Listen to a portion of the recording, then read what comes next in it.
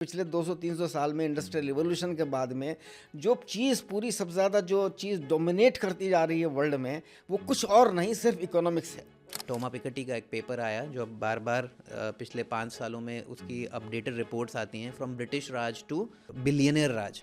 कायदे में तो इन्फ्लेशन माइनस होना चाहिए। अगर 5% इन्फ्लेशन है और 7% ग्रोथ हो रही है तो देखा जाए तो अल्टीमेटली रियली इकोनॉमिक ग्रोथ तो 2% हुई सर। ये जो वेल्थ अक्यूमुलेशन है ये किस तरह की डायनेमिक्स क्रिएट करता है कि मार्केट में मनी मूव होना या फिर उससे किस तरह के डिफरेंसेस क्रिएट होते हैं। और तो दो चीज़ों को इंश्योर करना बहुत ज़रूरी है कि एक डिसीजेज मिनिमाइज हों और दूसरा वायलेंस मिनिमाइज, क्राइम से मिनिमाइज हों। अगर ये दो चीज़ें मिनिमाइज हो रही, इसी को मैं होलिस्टिक कॉन्सेप्ट ऑफ पीस कहता हूँ। तो जो इमेज क्रिएट की जाती है कि भाई ये लोग हैं जो क्लास स्ट्रगल कर रहे हैं, गरीब हैं, ये तो टैक्स ही नहीं देते, वो मिस आउट कर दिया जाता है कि जो हर चीज़ जो खरीदी जा रही है उस पर टैक्स है। इस्लाम के अंदर इकोनॉमिक्स को एक इम्पोर्टेंस है, लेकिन at the cost of social security नहीं, at the cost of health नहीं, at the cost of exploitation नहीं। वर्च्यू इंपॉर्टेंट है, in service of what, towards what and and at cost of what. ज़कात एक किस्म का वेल्थ टैक्स ही इसको मैं कहता हूँ, क्योंकि अगर आप मिसाल के तौर पर साल में 1 करोड़ कमा रहे हैं और 1 करोड़ का 1 करोड़ खर्च कर देते हैं तो आपके ऊपर कोई ज़कात लागू नहीं होती। तो जो नेचर ऑफ कॉन्ट्रैक्ट है इस्लाम में, जिसको मुशारका फिर बाद में मुदारबा, वो कैसे एक तरीके से डिफरेंट होता है कैपिटलिज्म से? क्या आप फंडामेंटल प्रोहिबिशंस, ऐसी कोई चीज़ जो डिसीज से डायरेक्ट इसका रिलेशनशिप है या ऐसी कोई चीज़ जिसका डायरेक्ट रिलेशनशिप वायलेंस से है, उसको आप प्रमोट नहीं कर सकते। जो ये बात हो रही थी कि बैंकिंग के 2 लेवल हैं, एक लेवल तो कम्प्लीटली एक्सप्लॉयटेटिव है कि आप उस मनी को इवन लोन लेने के बाद आपकी वेल्थ कम ही होती चले जाएगी क्योंकि आप उसको भरपाई ही नहीं कर पाएंगे। पहले वो कमर्शलाइजेशन ऑफ प्रॉब्लम करते हैं, फिर कमर्शलाइजेशन ऑफ सॉल्यूशन करते हैं। पहले शराब बेचो, फिर शराब का इलाज बेचो। पहले ड्रग्स बेचो, फिर ड्रग्स रिहेबिलिटेशन सेंटर करो।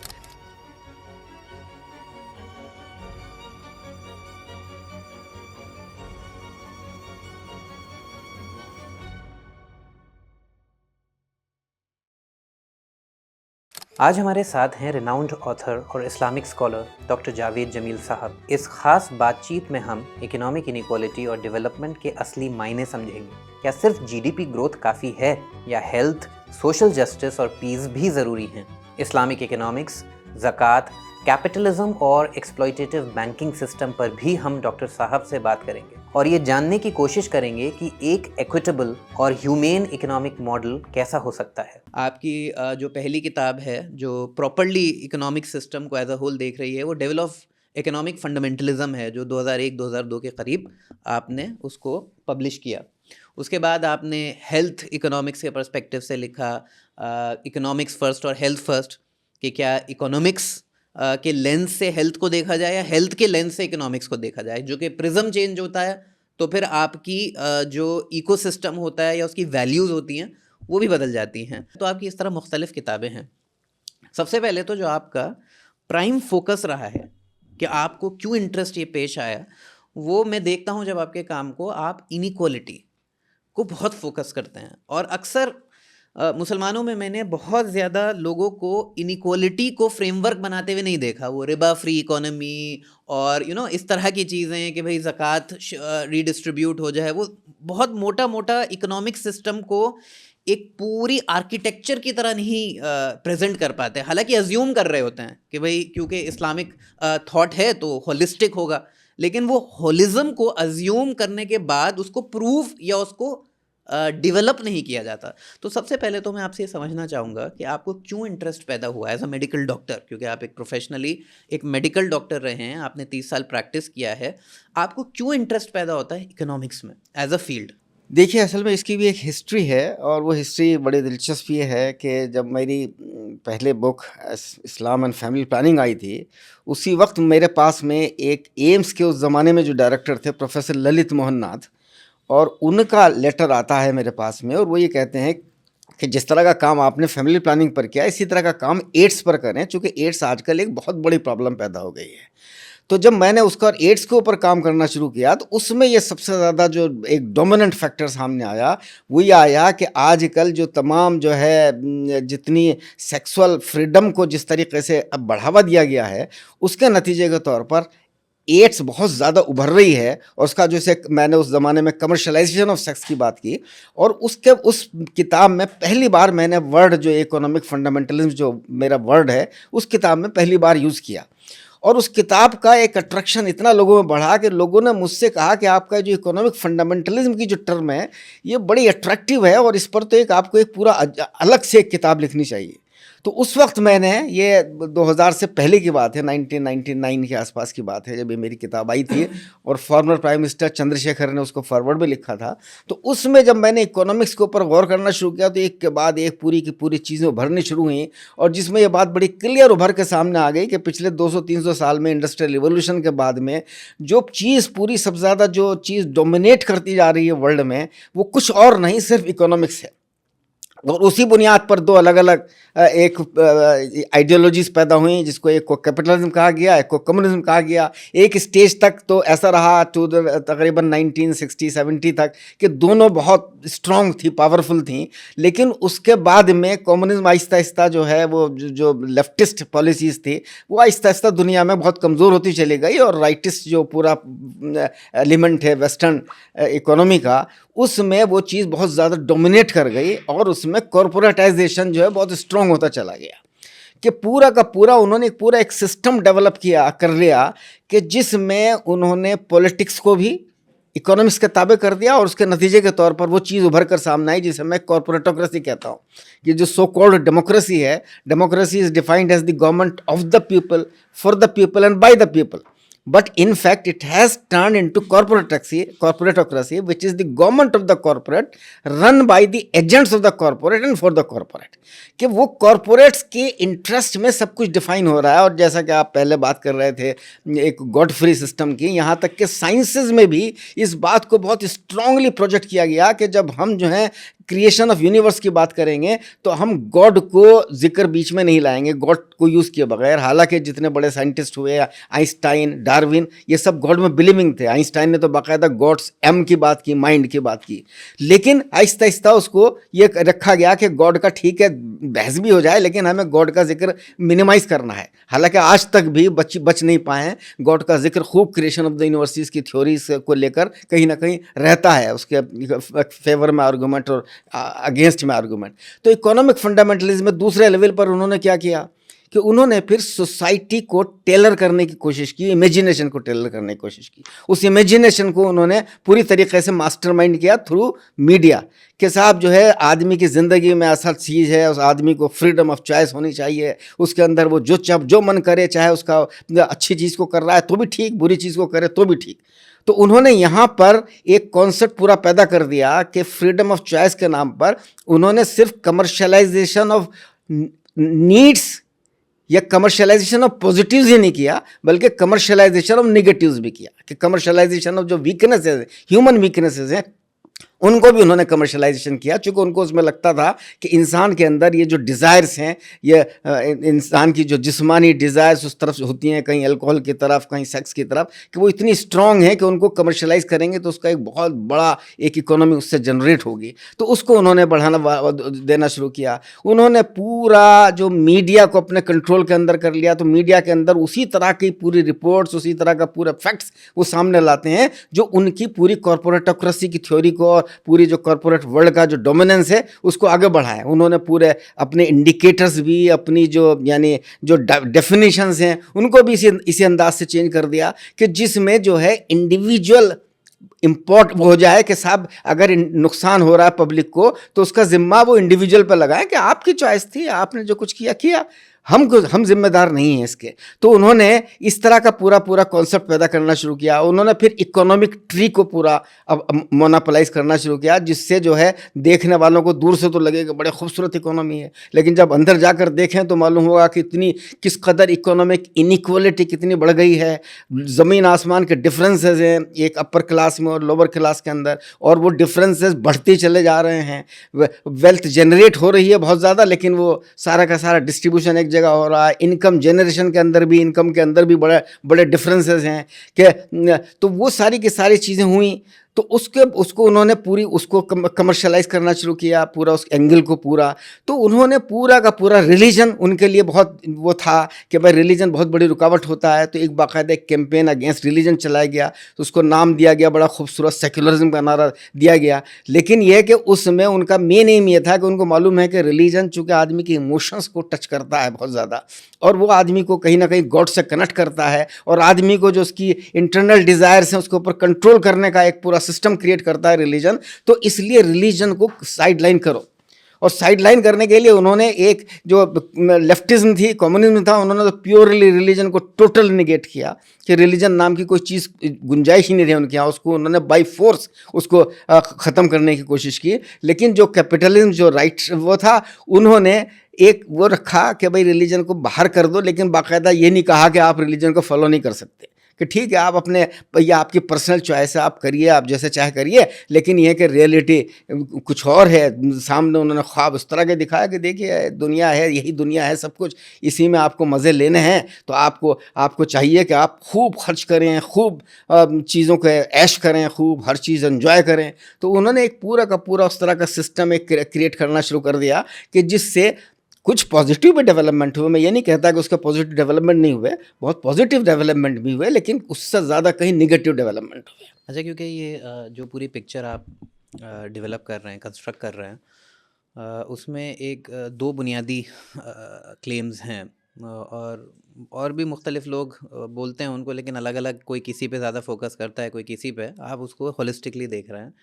एक तो ये क्लेम है कि जो मटेरियल इनइक्वालिटी है वो भी इस सिस्टम का प्रोडक्ट है, लेकिन दूसरी तरफ जो सोशियोलॉजिकल प्रोडक्शन है कि आप शराब को, क्योंकि उससे प्रॉफिट हो रहा है, आप उसको कंज्यूम कर रहे हैं, तो आपकी जिस्मानी हेल्थ, या सिगरेट है, या नशा है, या फिर फैमिली का यूनिट है टूटना, क्योंकि आप इंडिविजुअलिटी के नाम पे सेक्सुअल फ्रीडम को इतना ज़्यादा प्रिविलेज कर रहे हैं कि जो कॉन्ट्रैक्ट विद इन बिटवीन जो मेल एंड फीमेल हुआ शादी के और मैरिज के कॉन्ट्रैक्ट में, वो ट्रांसग्रेस किया जा सके, और उसके लिए आप उस तरह की इंडस्ट्रीज़ भी कायम कर रहे हैं। तो एक आपका सोशल, जिसे कहते हैं कि डाइल्यूशन है। लेकिन अगर यही देखना है, इनइक्वालिटी को ही देखना है, तो तारीख़ में ऐसा कोई वक्त नहीं गुज़रा, मोटा मोटा मैक्रो लेवल पे, हम एपिसोडिक बात नहीं कर रहे हैं, कि जब इनइक्वालिटी नहीं थी, कि जब किंगडम्स थे तो किंग्स के पास बहुत ज़्यादा पावर थी, उसके बावजूद भी आपके पास जिसे कहते हैं कि पेजेंट्स का पूरा, आप हिंदुस्तान में ले लीजिए, आपको दलित क्यों एग्जिस्ट करा, क्यों आपके पास शूद्रा, आपके पास ये पूरी हायरार्की आई, क्यों आपको, अगर आप वेस्ट में देख लेंगे, तो ऐसा क्या डिफरेंस है कि जो इस वक्त का कंटेम्प्रेरी सब्जुगेशन है, जो इनइक्वालिटी को प्रोड्यूस करता है, वो उस हिस्टोरिक क्लेम से डिफरेंट है? देखिए ये तो चीज़ एक ये ह्यूमन वीकनेस है। हर आदमी की ह्यूमन वीकनेस ये है कि वो पावर चाहता है, और जब उसको पावर हासिल होने लगती है तो उस पावर की वजह से वो पूरी वेल्थ को मोनोपोलाइज करना चाहता है, पावर को मोनोपोलाइज करना चाहता है। ये हिस्ट्री में हमेशा से होता रहा है।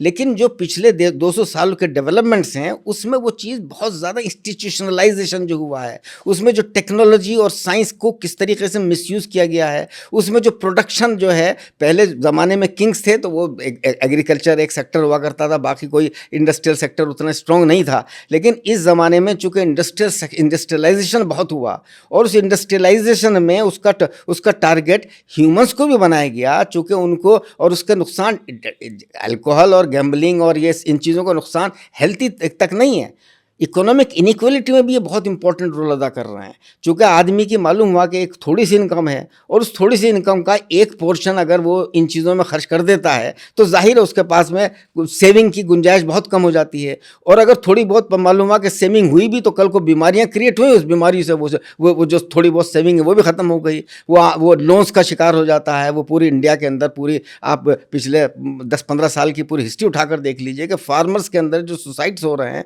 उसका एक डायरेक्ट रिलेशन कहीं ना कहीं गैम्बलिंग से बहुत ज़्यादा जुड़ गया, और लोन से बहुत ज़्यादा जुड़ गया है, और अल्कोहल से बहुत ज़्यादा तीन चीज़ों से, अल्कोहल, गैम्बलिंग और लोन्स, वो जो है फार्मर्स की सुसाइड्स, और इंडिया में जो भी सुसाइड, पूरे वर्ल्ड लेवल पर भी जो सुसाइड्स हो रहे हैं, उनका इन तीन चीज़ों से बहुत बड़ा ताल्लुक़ है। तो वो जो ये सारा का सारा जो एक इंडस्ट्रियलाइजेशन के बाद में एक नया, चूँकि पुराने जो वो थे किंग्स वगैरह, वो तो अपना एक इन जनरल उनकी, लेकिन अब ये चीज़ें सिस्टमेटाइज हो गई, इंस्टीट्यूशनलाइज हो गई, उसमें पूरा का पूरा उसके पीछे उनके पास बाकायदा इकोनॉमिक्स की बड़ी फोर्स उन्होंने तैयार कर ली, जो चीज़ों को पूरा स्टडी करते हैं, और स्टडी करने के बाद में वो किस तरीके से उन कॉरपोरेट लॉबीज़ को उसका फ़ायदा पहुंच सकता है वो उसको पहुंचाने की कोशिश करते हैं। उन्होंने एजुकेशन को भी कमर्शलाइज कर दिया, उन्होंने हेल्थ को भी कमर्शलाइज कर दिया, हर चीज़ को उन्होंने कमर्शलाइज कर दिया। तो ये अब इंस्टीट्यूशनलाइजेशन का जो लेवल चूँकि बहुत बढ़ गया है, इसलिए ये प्रॉब्लम्स कहीं बहुत ज़्यादा बढ़ गई है और वक्त के साथ साथ। ये कहा जा सकता है कि जो पहले, क्योंकि इस तरह के इदारे, इस तरह के मूवमेंट्स एग्जिस्ट करते थे, जो इवन दो पावर एक्यूमुलेट हो रही है मिलिट्री के कंटेक्स्ट में और सॉवरेंटी वहाँ से आ रही है, तो लोग जो कोर्ट्स के पास हैं, जो किंग्स हैं उनसे करीब हैं, उनके कोर्ट्स का हिस्सा हैं, चाहे वो बिजनेसमैन हो, बाकी लोग हों, वो उन ताकि इन लोगों को भी फ़ायदा हो, तो उनका एक तरीके का इंट्रैक्शन होता था। लेकिन उसके बावजूद, क्योंकि इंस्टीट्यूशनलाइजेशन और प्रोडक्शन स्पेस का इतना ज़्यादा डीपली रूटेड नहीं था, उसके बावजूद इंडिपेंडेंट स्पेसेस एग्जिस्ट करते थे जो मॉरल वर्च्यू और बाकी चीज़ को क्लेम करते थे। आज की डेट में जो ये इंस्टीट्यूशनलाइजेशन इंडिविजुअलिटी के नाम पे हुआ है, जो आपने बोला कि बर्डन ऑफ जो प्रूफ है या बर्डन ऑफ ये क्लेम कि भाई हम गरीब इसलिए हैं क्योंकि हमने मेहनत नहीं करी, हम गरीब इसलिए हैं क्योंकि मैंने उस ज़माने में पढ़ाई नहीं करे, मेरे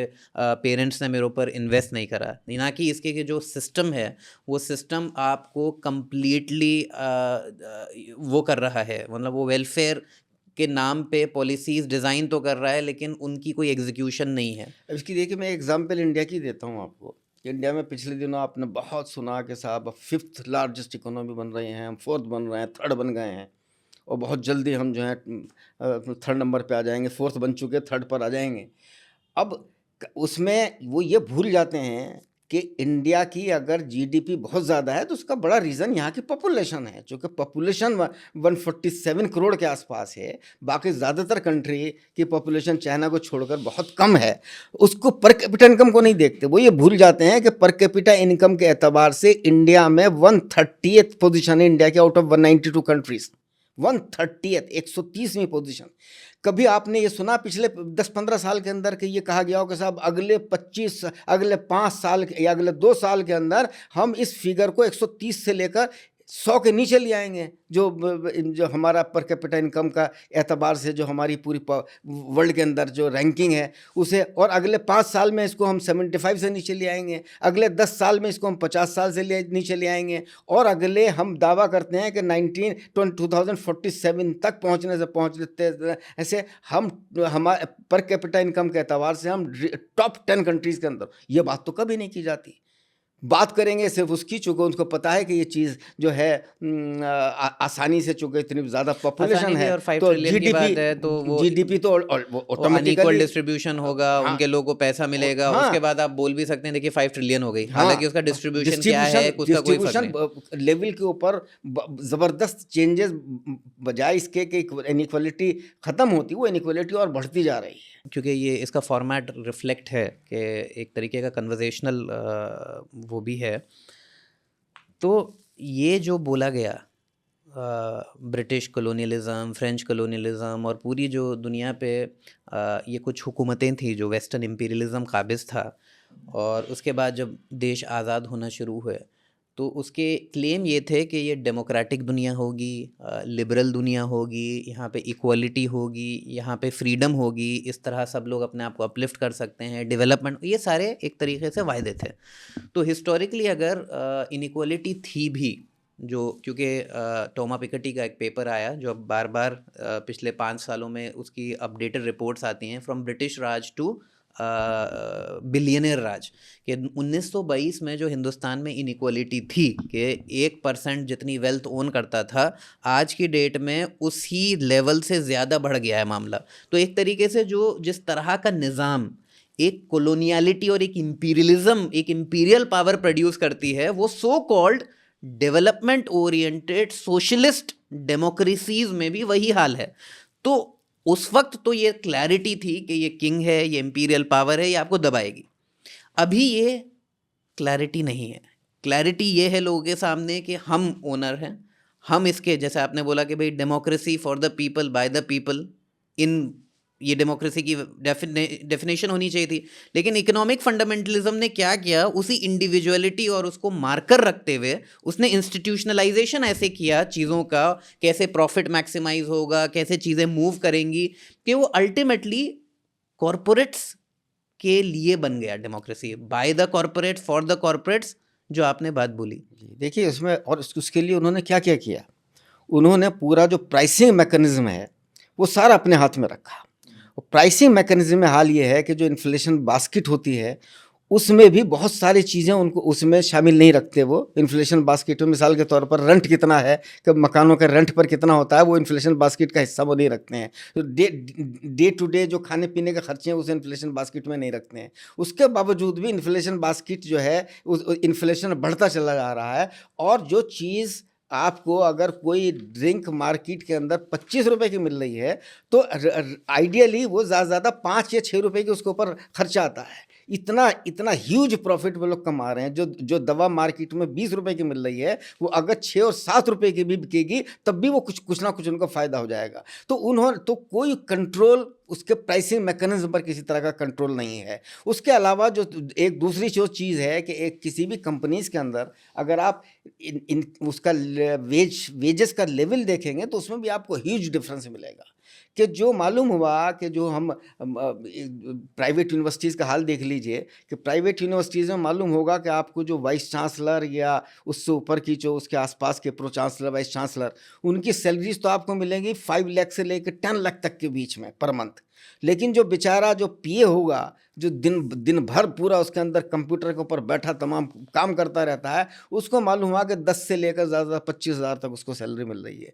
तो जो ह्यूज डिफरेंसेस उसमें है तो इसी वजह से जो वेजेस में जो टॉप 10% के वेजेस हैं वो 58% से ऊपर हैं और जो 10% जो लोवेस्ट हैं उनके 5% से नीचे वेजेस हैं। तो ये एक वेजेस में भी ज़बरदस्त किस्म का डिफरेंसेस पैदा कर दिए गए हैं। उसके अलावा वही कि आदमी की नेचर में इस तरह की चीज़ें पैदा कर दी गई कि आदमी जो कुछ थोड़ा बहुत कमाता भी है वो फजूल खर्ची में फालतू की चीज़ों के अंदर कहीं ज़्यादा खर्च हो जाता है। और जब उसमें खर्च करता है गलत कामों में तो उसके नुकसानात होते हैं। फिर उस नुकसानात के लिए मेडिसिन है और कुछ और जो तरीक़े हैं उनको वो करने की कोशिश करता है, उससे और ज़्यादा वो मुश्किल में आना शुरू हो जाता है। तो उसकी मुश्किलें जो गरीब तबका है उनकी मुश्किलें बढ़ती चली जाती हैं। आपने बहुत इंटरेस्टिंग पॉइंट बोला। अभी मैं कल डेटा देख रहा था वेल्थ इनकम और कंजम्पशन का। वेल्थ के हवाले से तो ये बात कि भाई वेल्थ इनइक्वालिटी पिछले 100-125 साल में सबसे हाईएस्ट पे है। एक 1% of the population is owning 42% of Nations wealth. आपने वेज की डिस्पैरिटी 67% 60 और 10% जो टॉप हैं वो 67%, और जो गरीब 10% तबका है उसके पास 2 से 3% वेल्थ है। लेकिन दूसरी तरफ ये इंडिया में इसका एक और एंगल भी है, वो मैं वाज़ा करना चाहता हूँ कि इंडिया में इसका एंगल एक्स्ट्रा भी है कि ये वर्ल्ड लेवल पर भी है कि वर्ल्ड लेवल पर country to country economic inequality बहुत ज़्यादा है। इंडिया के लेवल पर region to region income inequality बहुत ज़्यादा है। Bihar, state to Kerala, state to state बहुत ज़्यादा है कम्युनिटी और to community. Community to community भी बहुत ज़्यादा जी है। जी जी, इस पे भी हम बात करेंगे। वो स्ट्रक्चरल ये जो एनेबलर्स हैं स्टेट, जैसे मुख्तलिफ रीजन्स को, मुख्तलिफ कम्युनिटीज़ को अपनी पॉलिसीज़ के थ्रू एनेबल करता है कि वो डेवलप हों। जैसे अभी हमारी कल रिपोर्ट रिलीज़ हो रही है संडे को, जमात इस्लामी के साथ हम लोगों ने कोलैबोरेशन में की, और उसमें इस पूरे इलाके का हम लोगों ने 3000 जो हाउस होल्ड का सर्वे किया, उसमें यही आया कि भाई यहाँ पे जो स्ट्रक्चरल डिफरेंसेस हैं कि गवर्नमेंट का कोई इन्वेस्टमेंट ही नहीं है, कि लोगों को प्राइवेटाइजेशन, प्राइवेट स्कूल्स में अच्छे टीचर्स नहीं है तो फिर कोचिंग जाना पड़ रहा है।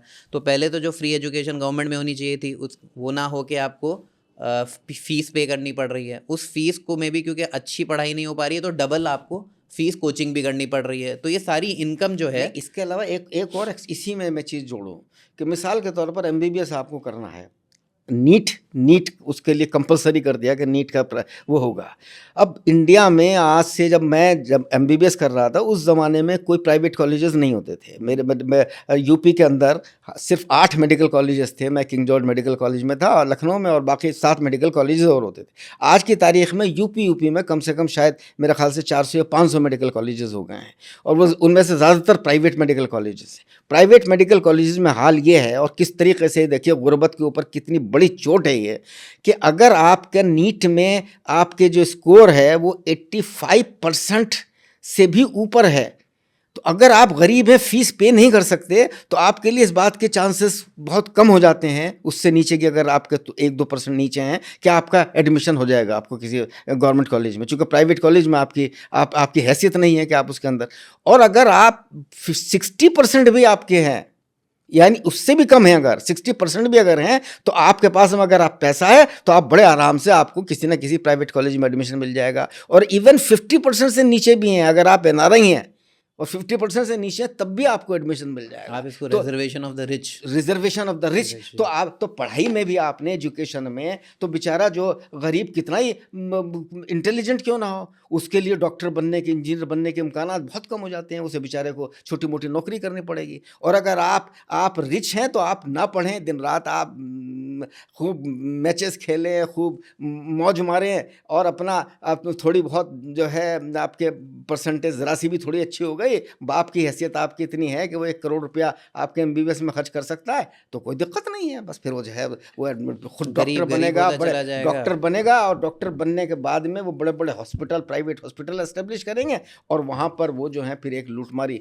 वहाँ पर शुरू हो जाएगी। अच्छा, मैं ये बात जो बोल रहा था डेटा के हवाले से, कि एक तरफ तो ये है कि भाई इनकम डिस्पैरिटी है, वेल्थ डिस्पैरिटी है, दूसरी तरफ चाहे वो वर्ल्ड बैंक हो, चाहे इंडिया की अपनी जो ऑफिशियल रिपोर्ट है, उसमें कंजम्पशन इक्वलिटी को ये बताया गया कि कम हुई है, कि भाई जिनी कोएफिशिएंट, हालांकि वो उस पर हम बात कर सकते हैं कि why these are not the good indexes, ये बताने के लिए कि डेवलपमेंट हो रहा है या नहीं, उसमें 25 के करीब जिनी कोएफिशिएंट है कि कंजम्पशन, और उसमें वजह यह है कि जो कंजम्पशन बास्केट जो आप बोल रहे थे, उसमें जो लग्जरी गुड्स हैं उसका कोई आपका वही नहीं है, क्या बोलते हैं, मेंशन नहीं है। लग्जरी कार्स बिक रही हैं, डेटा देख रहा था कि जो नॉर्मल कार्स हैं या नॉर्मल जो फ्रिज है या नॉर्मल जो चीज़ें, उनकी तो बिक्री कम हो गई, लेकिन जो लग्जरी एलिमेंट है, और वो क्योंकि आपके मैट्रिक्स का पार्ट नहीं है, इवन जो आपके नेशनल सैम्पल सर्वेज हैं उसमें अल्ट्रा रिच उनका पार्ट नहीं होता है उन सर्वेज का, तो वो जो आउटलायर से डेटा और इनइक्वल होता दिखता, वो भी आपको नहीं दिख पा रहा है। तो एक तरफ स्टेट ने बहुत स्मार्टली ऐसे मैट्रिक्स को अडॉप्ट किया, एक तरफ $5 ट्रिलियन की इकोनॉमी, कि मोटा मोटा कंट्री ग्रो कर रही है, वो वेल्थ कैसे डिस्ट्रीब्यूट हो रहा है इसका कुछ नहीं। कंजम्पशन पे उसने वेलफेयर स्कीम्स में किसी को आटा दे दिया, किसी को ये दे दिया, कि जो उनकी कंजम्पशन बास्केट में तो ऐसा लगेगा कि वो कंज्यूम कर रहे हैं, लेकिन जो उनकी क्वालिटी ऑफ लाइफ है उसमें कोई इंप्रूवमेंट नहीं हो रहा है, क्योंकि मटेरियल गेन्स नहीं है, सिर्फ आप सर्वाइव कर रहे हैं, आपको रोटी कपड़ा मकान उतना कि जिससे आप बिल्कुल बदहाली में, स्लम में, छोटे गेटोज में रह सकें। और वो इलेक्शन के करीब वो चीज़ें कुछ दे दी जाती हैं, और उससे इलेक्शन जीत ले जाते हैं, ये भी होता है। अभी आप देखिए कि दिल्ली के अंदर जो पोल्यूशन का हाल चल रहा है, दिल्ली के अंदर पोल्यूशन का हाल सबसे ज़्यादा इसीलिए बिगड़ा हुआ है कि पिछले तकरीबन 20 साल में यहाँ जो व्हीकल्स की तादाद है वो तकरीबन 4 या 5 गुना बढ़ गई हैं।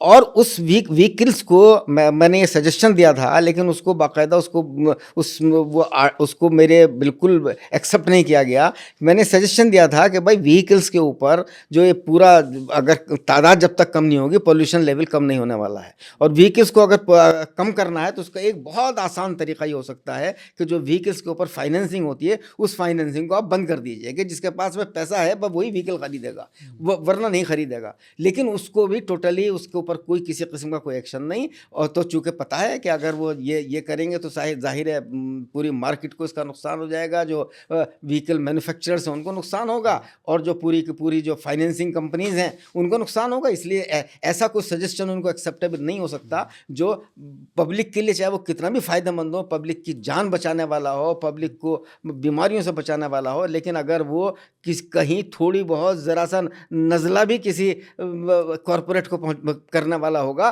तो वो चीज़ उनको एक्सेप्टेबल नहीं होगी। अच्छा, लेट्स टॉक अबाउट ये मैक्रो जो इंडिकेटर्स हैं, उससे मैक्रो इकोनॉमी का जो फ्रेमवर्क है, कि जो इनइक्वालिटी प्रोड्यूस हो रही है, एक तो ये है कि भाई वो उन्होंने इंस्टीट्यूशन ऐसे बना रहे हैं, इंस्टीट्यूशनलाइजेशन इस तरह से है कि भाई जो फ्लो है चीज़ों का वो एक तरीके से स्क्यूड हो, और स्क्यूड किसकी तरफ हो, अल्ट्रा रिच की तरफ हो या पावरफुल की तरफ हो। तो वो स्क्यू ऑपरेट कैसे होता है, उसमें बैंकिंग का क्या सिस्टम है, उसमें पॉलिसी का क्या निज़ाम है, उसमें टैक्सेशन का क्या निज़ाम है, आपकी अंडरस्टैंडिंग के हिसाब से वो जो इंस्टीट्यूशनलाइजेशन है उसका मैकेनिक्स क्या है? टैक्सेशन देखिए, इसमें से एक तो सबसे बड़ा रोल टैक्सेशन अदा करता है, दूसरा बैंकिंग अदा करता है, और बैंकिंग और टैक्सेशन भी एक दूसरे से जुड़े हैं मेरे नज़दीक। टैक्सेशन में जो टैक्स किया जा रहा है वो इनकम को किया जा रहा है या एक्सपेंडिचर को किया जा रहा है, वेल्थ को टैक्स नहीं किया जा रहा है। इसको डिफाइन कीजिए, वेल्थ। वेल्थ आपके वेल्थ वो है कि जो आदमी के पास में असेट्स हैं, जो उसके पास में उसने जो बड़े बड़ी बिल्डिंग्स पैदा कर रखी हैं, बड़ा बड़ा उसने गोल्ड इकट्ठा कर रखा है, और बड़ा जगह जगह पर इन्वेस्ट कर रखा है, उसने शेयर मार्केट के अंदर इन्वेस्ट कर रखा है, और ये सारी की सारी चीज़ें वेल्थ का हिस्सा हैं। तो वेल्थ के ऊपर कोई, लेकिन उसकी जो इनकम, मंथली इनकम है, उसको टैक्स किया जाता है। और सबसे ज़्यादा टैक्स जो है सेल्स को किया जाता है, कि जो आप यानी एक इंसान, अगर कोई आदमी मिसाल के तौर पर महीने में 10-15 हज़ार रुपये भी कमा रहा है, उसको भी जीएसटी के नाम पर, चूँकि जीएसटी 25-30-40% तक भी है बास चीज़ों के ऊपर, तो वो अगर वो कोई भी चीज़ मार्केट से अपने खाने पीने की भी चीज़ें खरीद रहा है, तो उसके ऊपर भी उसको जीएसटी देना पड़ रहा है। तो इसका मतलब ये है कि उसका अच्छा खासा, एक जो बहुत लोवेस्ट इनकम वाला आदमी है, उसका भी 15 से लेकर 10-15% जो है वो गवर्नमेंट को टैक्स के फॉर्म में जा रहा है।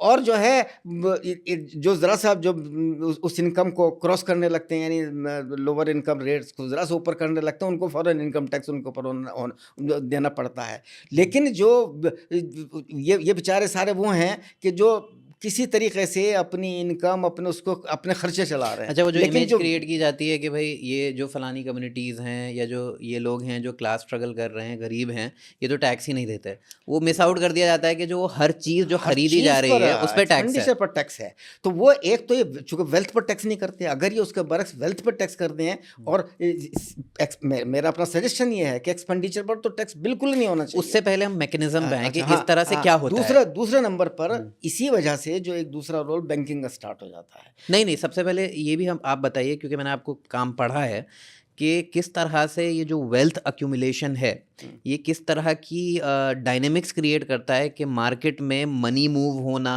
या फिर उससे किस तरह के डिफरेंसेस क्रिएट होते हैं। और वेल्थ को अगर टैक्स किया जाता मिसाल के तौर पर, तो क्या होता कि आदमी अपना पैसा बैंक में रखता ज़्यादा, ना कि वेल्थ क्रिएट करता। आजकल क्या करते हैं लोग कि बैंक भी एक बहुत बड़ा एक व्हीकल बन गया है जनरल पब्लिक की, कम पब्लिक की मनी को इकट्ठा करके कॉरपोरेट्स को पहुंचाने का। चूँकि बैंक छोटे छोटे, जो हर आदमी का बैंक में अकाउंट होता है, तो करोड़ों, इंडिया में ज़ाहिर है सैकड़ों करोड़ लोगों के अकाउंट्स हैं बैंक में, तो उनका थोड़ा थोड़ा पैसा मिलके बहुत ह्यूज अमाउंट बन जाती है। उसका जो मैक्सिमम परसेंटेज है वो वही इंडस्ट्री ले लेता है, और वो इंडस्ट्री उससे ज़बरदस्त कमाता है, और उससे जो वो कमाता है उसका मुश्किल से वो 12-14-15% वो बैंक को वापस करता है। और बैंक जो है उस 12-15% में से बहुत छोटा सा हिस्सा, 4-5% उसको पब्लिक को वापस करता है। और इनफैक्ट जो आदमी बैंक में पैसा जमा कराता है, अगर आदमी मिसाल के तौर पर 100 रुपये जमा करा रहा है, तो रियलिटी में बैंक उस 100 रुपये पर तकरीबन हर साल में 100 ही रुपये कमाता है। चूँकि बैंक का मैकेनिज्म इस तरह बना रखा है कि अगर बैंक के पास में जो अमाउंट होती है उससे तकरीबन 10 गुना अमाउंट उसको रिजर्व बैंक प्रोवाइड कर सकता है, फेडरल बैंक उसे प्रोवाइड कर सकता है कि वो उसको आगे उसको फ्रैक्शनल रिजर्व बैंकिंग करते हैं कि भाई आपने 100 रुपये जमा किए बैंक ने, 100 रुपये में रिजर्व बैंक ने बोला कि भाई नहीं, आपको 23 जो रुपए हैं इस कैटेगरी में, 4 रुपये इस कैटेगरी में आपको जमा रखने हैं, आपके पास 70 रुपये बचे। अब 70 रुपये आपसे लोन आउट कर सकता है कोई और, वो 70 रुपये जिसने लिए उसने फिर उसकी जो मैकेनिज्म है उससे वो वापस बैंक में आए, मान लीजिए वापस, तो वो 70 का फिर 50 का वो, तो दो जुड़ के वो एक तरीके से 100 एंड समथिंग, मतलब 300, 400, 500, 600 रुपये तक जा सकता है। तो वो जो है उसका बहुत थोड़ा हिस्सा उनको मिलता है जिनका डिपॉजिट है, लेकिन उनका जो एक्यूमुलेटेड डिपॉजिट बहुत ज़्यादा होता है, इतनी बड़ी तादाद में लोगों ने किया, और उसको बड़े बड़े इंडस्ट्रियलिस्ट उसको लेकर उससे वो कहीं ज़्यादा कमाते हैं, तो उनकी वेल्थ बढ़ती चली जाती है। अगर वो उल्टा होता, वेल्थ पर टैक्स होता, तो फिर ये जो बैंक का जो रोल है ये रिवर्स हो सकता है। अच्छा, वो इस वजह से भी है जो कि बैंक जो है, जो बड़ा बैंक है, अच्छा बैंक है, मतलब जिसको ये बोला जाएगा स्टेबल बैंक है, वो कोलैटरल मांगता है, और गरीबों के पास कोलैटरल नहीं होता। तो वो जो दूसरे बैंक्स हैं, जो छोटे छोटे बैंक हैं, वो जो लोन किसी को 11-12% पे मिलता है वो 36% हाँ पे परसेंट देते पे हैं। देते हैं, तो उसका और भी वो जो ये छोटे बैंक जो क्रिएट कर रहे हैं उसका भी एक ज़बरदस्त नुकसान हो रहा है। तो वो सारा जो बैंकिंग सिस्टम है वो पूरा का पूरा एक बहुत बड़ा एक अपवर्ड मोबिलिटी ऑफ मनी आप ये हाँ बोल सकते हाँ हैं कि अपवर्ड मनी उसका एक इंस्टीट्यूशन है। It has become an institution of transfer of money from the less money to the हाँ, मोर और मनी। अगर गरीब है वो लोन ना पे कर पाए तो उसका घर बिकवा दिया जाता है, और बहुत अमीर है टू बिग टू फेल, अगर वो फेल करते हैं तो उसको गवर्नमेंट माफ करवा देती है। हाँ बड़ी बड़ी तादाद में अभी पिछले दिनों आपने सुना होगा कि अडानी अडानी के और बड़े बड़े कॉरपोरेट्स के कितने कई कई हजार करोड़ के और फार्मर्स के नहीं माफ किए जाते, वो फिर खुदकुशी करते हैं। तो यही हाल है। तो यही हाल है, फार्मर्स के ऊपर, फार्मर्स की प्राइसिंग के ऊपर दुनिया भर की बहसें चलेंगी, ये बेचे चलेंगी, लेकिन उसकी उसकी प्राइसिंग क्यों, किसी चीज़ की, किसी दवा की प्राइसिंग जो 30 रुपये हो सकती है उसे 100 रुपये में क्यों बेचा जा रहा है, इसके ऊपर कभी क्वेश्चन कोई ना उठाएगा, ना कोई पॉलिटिकल पार्टी उठाएगी, ना कोई फाइनेंस मिनिस्टर ये डिस्कस करेगा। फाइनेंस मिनिस्टर हर साल बजट आता है, मैंने ये बात पिछले 15 साल से कह रहा हूँ कि भाई उसमें गिनी कोएफिशिएंट आप हर साल क्यों नहीं बताते हैं, लेकिन नहीं बताते। फाइनेंस पूरे बजट के अंदर गिनी कोएफिशिएंट नहीं बताया जाता। क्यों नहीं बताया जाता भाई? गिनी कोएफिशिएंट से इनकम इनइक्वालिटी का लेवल पता चलता है, लेकिन वो नहीं बताएंगे। तो इनकम इनइक्वालिटी पर चूंकि इंडिया में ये बात मैंने बहुत पहले से बहुत करना शुरू की, तो थोड़ी बात बहुत बाद में कुछ पार्टियों ने करनी शुरू की, लेकिन वो भी बस थोड़े दिन उठता है और उसके बाद में वो सब मामला दब जाता है। तो जो मैकेनिज़्म है, अगर मैं उसको समराइज़ करूं कि एक तरफ ये जो सिस्टम है उसमें लोग हैं जो अमीर है, वो जो ऑफ कोर्स वो भी अपनी पावर डायनामिक्स की वजह से, क्योंकि उसका सरकार के साथ क्लोज रिलेशन है, फिर जो बिज़नेस में जो कम्युनिटीज़ हैं वो एक दूसरे को ही सपोर्ट करती हैं, वो बाहर के लोगों को आने नहीं देती, तो जो बैरियर्स ऑफ एंट्री है वो अपनी जगह है। एक्सेस टू बैंक लोन्स नहीं है, अगर कोई गरीब आज की डेट में कोई स्टार्टअप करना भी चाहे उसके पास रिसोर्सेज ही नहीं है, वो बनस्बत इसके कि कोई अमीर का बच्चा है, वो अगर वही आइडिया उससे कम दर्जे का भी होगा, अगर वो करना चाहेगा, अंबानी का बच्चा, अदानी का बच्चा, वो आराम से उसको रिपीट कर सकता है सक्सेस स्टोरीज़ को। तो एक तरफ ये जो लोग एक्स्ट्रा इनकम कमाते हैं, क्योंकि जो मैंने आपको बोला कंजम्पशन एक्चुअली अगर लग्जरी गुड्स का भी ले लें तो भी एक जिसे कहते हैं 300-400 टाइम्स कंजम्पशन या 3000 या 1 लाख टाइम्स कंजम्पशन नहीं होता। कंजम्पशन की जो जिसे कहते हैं प्रोपोर्शनैलिटी है, डिफरेंस की स्केल है, और जो अर्निंग और वेल्थ की, स्पेशली इनकम की और वेल्थ की स्केल है, वो डिफरेंट है। तो ये लोग फिर इसको वेल्थ में रखते हैं, क्योंकि वेल्थ पे टैक्स नहीं है, सोने पे उस तरह से टैक्स नहीं है, आपकी ज़मीनों पे उस तरह से, घरों पे उस तरह से टैक्स नहीं है, वन टाइम टैक्स है लेकिन रेकरेंट टैक्स नहीं है प्रॉपर्टी वगैरह पे, इस तरह से कि जिससे आप उस इनकम को वापस मार्केट में ला सकें, हालांकि उसकी वैल्यू बढ़ रही है। और दूसरी तरफ जो गरीब है, जिसके पास इनकम ही एक सहारा है जीने का, और चूंकि इन्फ्लेशन बहुत बढ़ रहा है, इन्फ्लेशन की वजह से उनकी वेल्थ की वैल्यू और हर साल बढ़ती चली जाती है। इन्फ्लेशन क्यों बढ़ रहा है आपके हिसाब से? अगर किसी के पास में 20 करोड़ का मकान आज उसने लिया है या बनाया है, तो बहुत जल्दी उसके वो 40 और 50 करोड़ का मालिक हो जाएगा। तो चूंकि पूरा का पूरा जो सिस्टम है इन्फ्लेशन का, वो इस तरह जनरेट कर दिया गया है कि उसका अल्टीमेटली कॉरपोरेट्स का जो पूरा निज़ाम है, जो वेल्दी लोगों का पैसे की वैल्यू बढ़ती चली जाती है। अब देखिए ग्रोथ में मैं आर्गू करता हूँ, लेकिन कोई नहीं सुनता है कि भाई हर साल जो आप ग्रोथ बताते हैं कि इतने % ग्रोथ हुई है इस साल, उसमें आप जो हैं इन्फ्लेशन को क्यों नहीं माइनस करते हैं? कायदे में तो इन्फ्लेशन माइनस होना चाहिए। अगर 5% इन्फ्लेशन है और 7% ग्रोथ हो रही है, तो देखा जाए तो अल्टीमेटली रियली इकोनॉमिक ग्रोथ तो 2% हुई सिर्फ। इंडिपेंडेंट स्टडीज करती हैं, मतलब गवर्नमेंट नहीं देता है, independent studies inflation adjusted growth देती हैं। ग्रोथ को इन टर्म्स ऑफ, मैंने इसीलिए आर्ग्यू किया, ग्रोथ को in terms of services and production जो है उसके ऊपर उसको ग्रोथ को मेजर होना चाहिए, ना कि मनी के ऊपर, ना कि कैपिटल के ऊपर। तो अभी तक सिस्टम ये है कि इकोनॉमिक फंडामेंटलिज्म के हिसाब से जो कॉरपोरेट है और साथ में उसके साथ जो अलाइंड पावर है, स्ट्रक्चर है, चाहे वो स्टेट हो, चाहे वो पॉलिटिकल पार्टीज़ हों, चाहे वो पॉलिटिशियंस हों, उन लोगों को ये कोई फ़र्क नहीं पड़ता कि मार्केट में क्या चीज़ प्रोड्यूस हो रही है, उससे सोसाइटी पे क्या इम्पैक्ट पड़ेगा। शराब सबको पता है कि आज की डेट में, एक एग्जांपल लेके करते हैं उसको, फिर आप बहुत सारी चीज़ों में आज लगा ही एक सकते अच्छी हैं। खबर आई है कि उड़ीसा के अंदर जो है टोबैको के ऊपर कंप्लीट उन्होंने टोटल बैन वो लगाते रहे हैं, कुछ हैं आज और उसको स्ट्रिक्ट कर दिया है। तो अब चूंकि कहीं मूवमेंट जोर पकड़ रहे हैं तो थोड़ा बहुत कहीं भनक होती है, लेकिन होता यही है कि थोड़े दिन को होगा, उसके बाद में फिर किसी न किसी तरीके से कॉर्पोरेट लॉबी अपना गेम करती है और फिर वो आहिस्ता आहिस्ता उसको, नहीं, नहीं, जैसे इसको जी, जैसे जी, जी। शराब के नाम पर ही हुआ कि हरियाणा के अंदर एक ज़माने में बैन लगाया, कुछ जगहों पर बैन लगाया गया, लेकिन आहिस्ता आहिस्ता उसको फिर ये दिखा देते हैं कि साहब अगर उस पर बैन लगता है तो फिर ये जो इलिसिट लिक्वर है इसकी वो बढ़ जाती है, इसकी वजह से लोगों की मौत वो हो बिहार जाती में है। भी बताते हैं हाँ वो बताते हैं, और वो हालांकि ये नहीं बताते कि वो प्रोपोर्शन कितना है, पहले प्रोपोर्शन कितनी हो कितना रही है। थी। हाँ नहीं, और ये वो चूंकि जो अगर किसी वजह से इलिसिट लिक्वर की वजह से 10 लोग मर गए, 20 लोग मर गए, तो वो तो एकदम न्यूज़ में आ जाता है, लेकिन एल्कोहल की वजह से टोटल साल में कितने लोग मर रहे हैं उसकी फिगर्स वो कभी उन नहीं लाएंगे। आपने इस पे काम किया, आप बताइए कि कितना होता है जो एल्कोहल से पूरे वर्ल्ड के अंदर एल्कोहल से तकरीबन 40 लाख लोग तो ऐसे हैं कि जो एल्कोहल से होने वाली बीमारियों से मरते हैं। उसके अलावा एक बड़ी तादाद इससे कहीं ज़्यादा लोगों की ऐसी है कि जो इनडायरेक्टली, यानी जो एल्कोहल के नतीजे के तौर पर एक्सीडेंट्स होते हैं। ये फिगर्स आई हैं कि एल्कोहल जितने एक्सीडेंट्स हो रहे हैं उनमें एक बड़ा रोल ड्राइवर के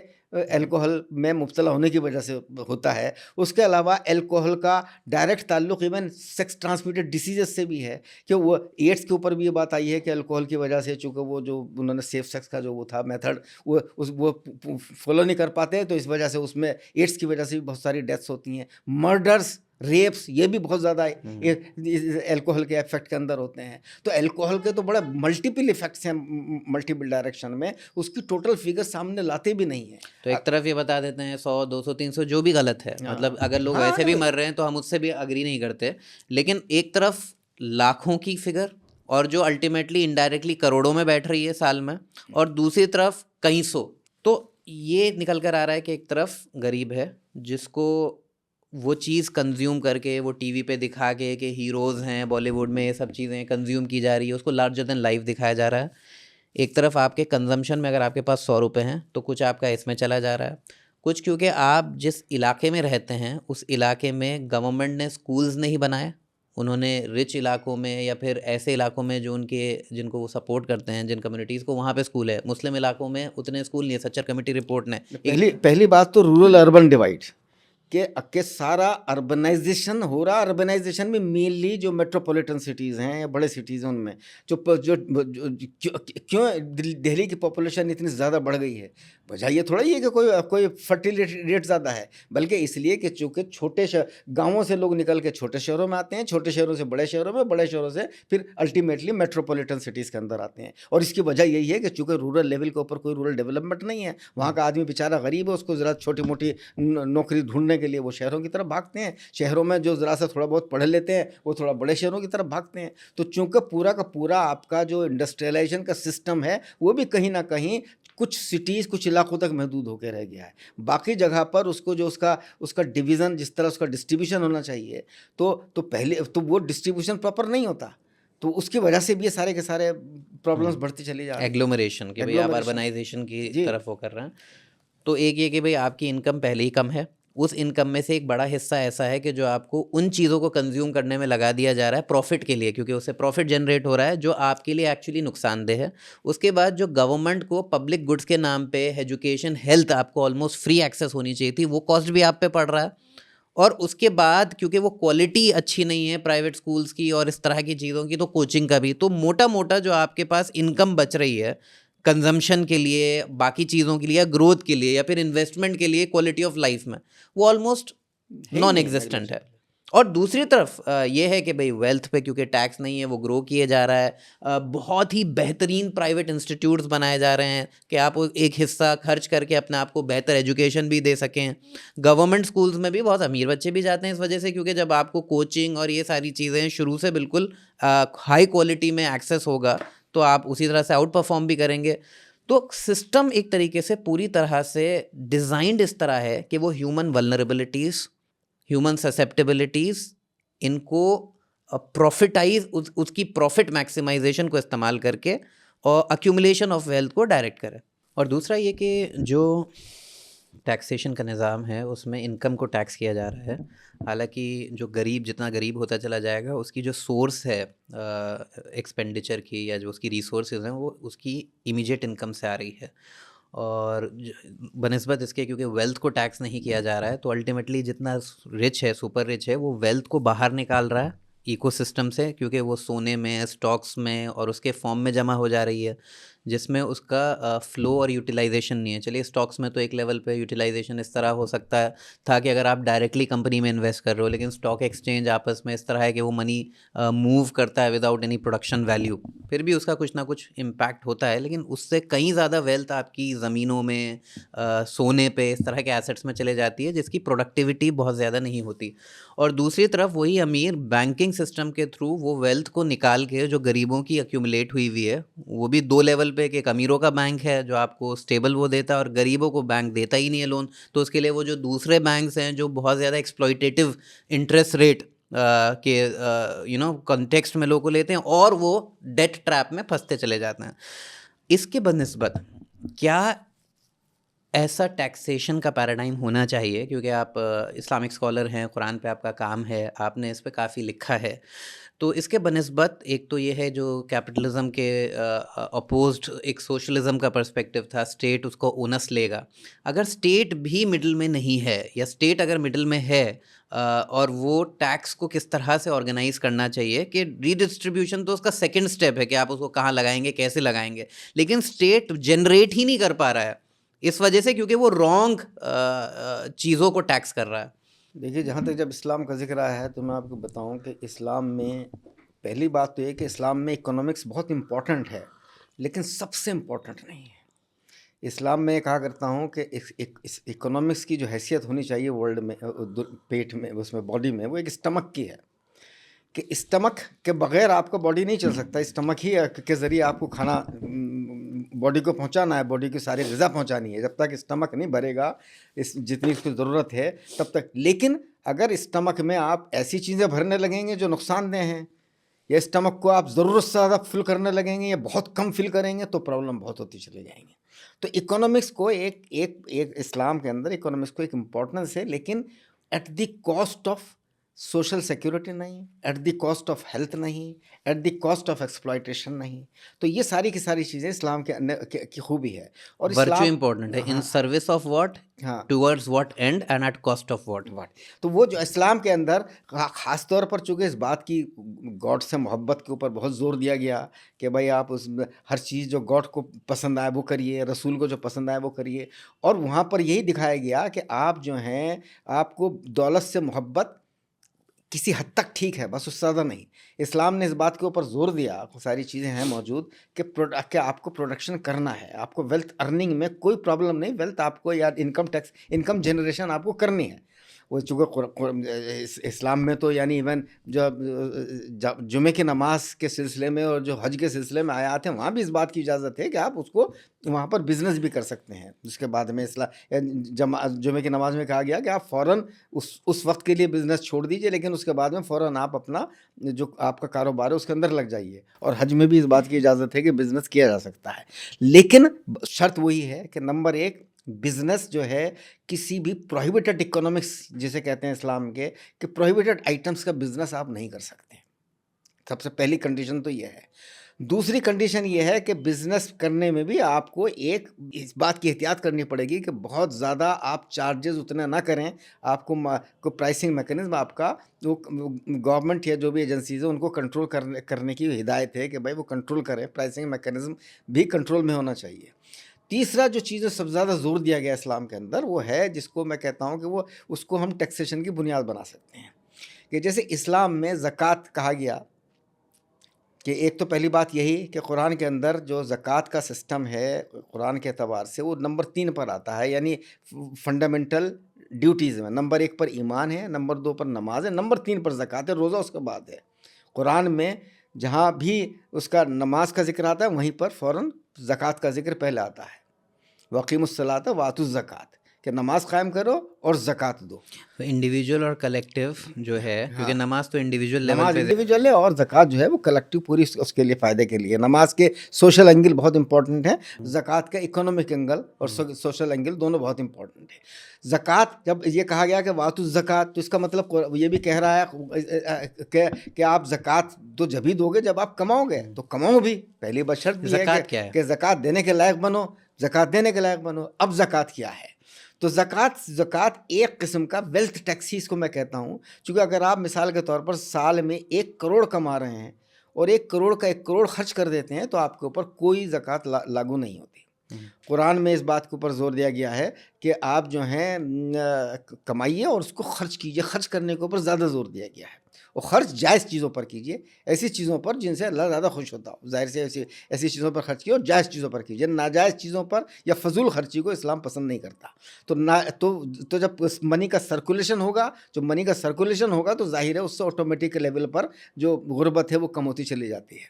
तो पहली बात। दूसरी बात ये कि जब ये कहा गया कि अगर आप बचाते हैं, आपको बचाने का हक़ है, लेकिन अगर आप बचाते हैं तो फिर आप उसके ऊपर टैक्स देंगे, ज़कात देंगे। 2.5% का एक वो रखा गया है कि 2.5% ज़कात आप गरीबों में देंगे। उसकी 8 मदें बयान की गई कि उनमें जो ज़रूरतमंद हैं उनको देंगे, जो बीमार हैं उनको देंगे, जो किसी वजह से प्रिजनर्स को अगर छुड़ाने में आपको इस्तेमाल कर सकते हैं उसमें देंगे आप। उसके अलावा जो है एक अच्छी जो यानी एक अच्छा मटेरियल को प्रोड्यूस करने में, पब्लिकेशन में, इस्लामिक उसको प्रोड्यूस करने में, प्रमोट करने में, उसमें देंगे। उसके अलावा जो यानी उसके लिए जो सफ़र की जो फैसिलिटीज़ हैं उसके लिए भी जो है ज़कात के दी जाती है। मुसाफिरों को भी ज़कातों का हिस्सा है। डेट ख़त्म करने के लिए, किसी का कर्ज उतारने के लिए, इवन जो लोग इन्वॉल्व हैं ज़कात के सिस्टम में, और जो ज़कात इन्वॉल्व हैं उनको भी, कि जो कलेक्ट करेंगे, जो उसको एडमिनिस्टर करेंगे, जो उसको तो इस तरह 8 मदें उसमें बयान की गई ज़कात की। 8 मार्केट्स हैं जहाँ पे मार्केट फेल होती है, कि जैसे डेट मार्केट है तो डेट मार्केट फेल होती है, तो वहाँ पे उसका वो है, प्रिजन मार्केट है। तो एक तरीके से ज़कात जो है वेल्थ टैक्स है। इस्लाम में कोई वेल्थ में जो इनकम टैक्स नहीं दिया जा रहा। अगर आप 1 करोड़ कमा रहे हैं, सब खर्च कर रहे हैं, तो आपको ना तो इनकम टैक्स, आप कोई टैक्स आपके ऊपर, मतलब आपके ऊपर ज़कात लागू नहीं है। इसका मतलब ना तो एक्सपेंडिचर टैक्स है ना इनकम टैक्स है। इस्लाम में वेल्थ टैक्स है, टोटल अक्यूमुलेटेड जो आपके एसेट्स हैं। लेकिन उसमें क्या डिफरेंस है? जो एसेट आप इस्तेमाल कर रहे हैं, मान लीजिए घर, मेरे पास 3 घर हैं, एक घर, जो चीज़ आपकी ज़रूरत की उसको उसमें इंक्लूड नहीं किया जाएगा, लेकिन जो चीज़ आपकी ज़रूरत से ज़्यादा है उसके ऊपर ज़कात लागू होगी। तो एक तरीके से होर्डिंग अगर आप करने की कोशिश कर रहे हैं, तो आपके पास जिस मकान में आप रह रहे हैं उसके ऊपर आपको ज़कात नहीं है, लेकिन अगर आप उसको ज़ाहिर है और इज्तिहाद की भी गुंजाइश है कि मौके के एतबार से, ज़रूरत के एतबार से, किसी सोसाइटी में क्या इकोनॉमिक सिचुएशन चल रही है उसके एतबार से उन पैरामीटर्स को थोड़ा बहुत ऊपर नीचे भी किया जा सकता है ज़रूरत के एतबार से। मिसाल के तौर पर अगर मेरा कहना ये है कि अगर बहुत ज़्यादा ग़रबत कहीं है या बहुत ज़्यादा इनकम इनइक्वलिटी है, तो हम चलो 2.5% को स्लैब वाइज उसको वो कर सकते हैं। 2.5% ज़कात है जनरली स्पीकिंग लोग मानते हैं, लेकिन आप बोल रहे हैं कि भाई वो ऊपर नीचे कर सकते हैं उसको स्लैब ऊपर ऊपर कर सकते हैं कि जो मिसाल के तौर पर ये कह दिया जाए कि भाई जिनके पास में 100 करोड़ से ऊपर अगर किसी की प्रॉपर्टी है तो उसको ज़रा ज़्यादा देना पड़ेगा, किसी के पास उससे भी ऊपर है तो उसको और ज़्यादा देना पड़ेगा। प्रोग्रेसिव ज़कात, जैसे प्रोग्रेसिव टैक्सेशन होता है तो प्रोग्रेसिव ज़कात टैक्स। तो ये एक इज्तिहाद की गुंजाइश इस सिलसिले में है, लेकिन ये बड़ा क्लियर है इस्लाम के अंदर कि इनकम टैक्स नहीं है और एक्सपेंडिचर टैक्स नहीं है, और जो है सेल्स टैक्स भी नहीं है और इनकम टैक्स भी नहीं है, जहाँ से सबसे ज़्यादा गरीबों से पैसा आज के जो टैक्सेशन सिस्टम है उससे लिया जाता है। तो अगर फॉर एग्जांपल इंडिया के अंदर ही या कहीं भी किसी वर्ल्ड में वेल्थ पर टैक्स लगेगा तो उसका असर बैंकिंग पे भी बड़ा पड़ता है, चूँकि फिर जो है वो वेल्थ, चूँकि उनको पता है कि वेल्थ पर टैक्स जाएगा तो फिर वो अपना जो पैसा कमाते हैं उसे वो उल्टा बैंकों में डालेंगे, क्योंकि उनको पता है कि अगर वो सोना खरीद रहे हैं और वो इस्तेमाल में नहीं आ रहा है उस पर टैक्स हो जाएगा। टैक्स से बचने के लिए उनको उसको बैंक में करेंगे। और मेरा इसमें मानना ये है कि बैंकों के ऊपर अगर या तो बैंक में डालेंगे या इन्वेस्ट करेंगे किसी चीज़ में। बैंक में अगर पैसा जमा होता है तो मेरा मानना ये है कि उसके ऊपर इनकम टैक्स, मेरा अपना कहना ये कि उसके ऊपर वेल्थ टैक्स नहीं लगना चाहिए।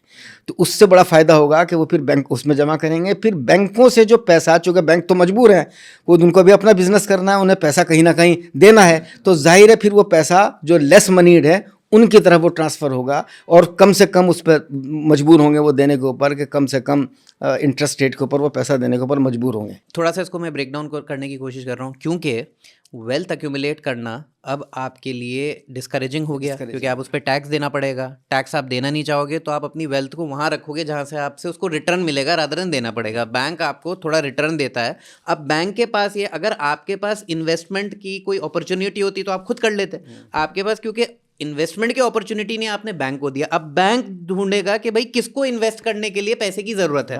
हालांकि बैंक को भी इवैल्यूएट करना चाहिए कि भाई वो किसी को भी ना, आज की डेट में ये होता है कि पावर और पॉलिटिक्स के नाम पे बैंक अपने चाहने वालों जानने वालों को लोन दे वो देता तो है। जाहिर है, वो जो जो करप्शन की गुंजाइश उन्हें तो मिनिमाइज करना ही तो एक करना है। तरीके से इससे ये भी मुझे समझ आ रहा है कि मान लीजिए, क्योंकि वेल्थ, किसी चीज़ की जब डिमांड बढ़ती है, सोने की डिमांड बढ़ती है तो सोना महंगा हो रहा हाँ है, ज़मीन की डिमांड हाँ, बढ़ती है तो ज़मीन महंगी होगी। तो जाहिर जब क्योंकि डिमांड कम होगी तो ये एक्सेसिबल भी बन जाएंगे गुड्स, डेफिनेटली डेफिनेटली। और चूंकि ज़्यादा आदमी लोग हाउसिंग ले पाएंगे, ज़्यादा हाँ लोग। हाँ, और चूंकि आदमी की एकदम से उसका खर्चा बहुत कम हो जाएगा, चूंकि उसे जीएसटी नहीं देना पड़ रहा हर चीज़ों के और ऊपर। दूसरी तरफ क्योंकि इनकम पे टैक्स नहीं है, तो नहीं, जो गरीब है उसके पास जो डिस्पोजेबल इनकम है, हाँ मतलब जो वो डायरेक्ट एक्सपेंड कर सकता है, वो मैक्सिमाइज हो रही मैक्सिमम है। होता है। और क्योंकि मार्केट में गलत चीज़ों को प्रोहिबिट किया जा रहा है, शराब ये वगैरह, तो उसकी वजह से वो यानी उसका खर्चा भी कम हो रहा है उसका, हाँ, जो तो जो वो है, बेहतर जगह पे लगाएगा। बेहतर जगह पर लगाएगा। और खर्चा दो तरीके से कम हो रहा है, एक तो उन चीज़ों पर कम हो रहा है, एक उसकी वजह से जो बीमारियां पैदा होती हैं उन पर भी खर्च करना वो भी पड़ता है, वो भी हेल्थ, खर्च हो रहा है, हेल्थ रिलेटेड भी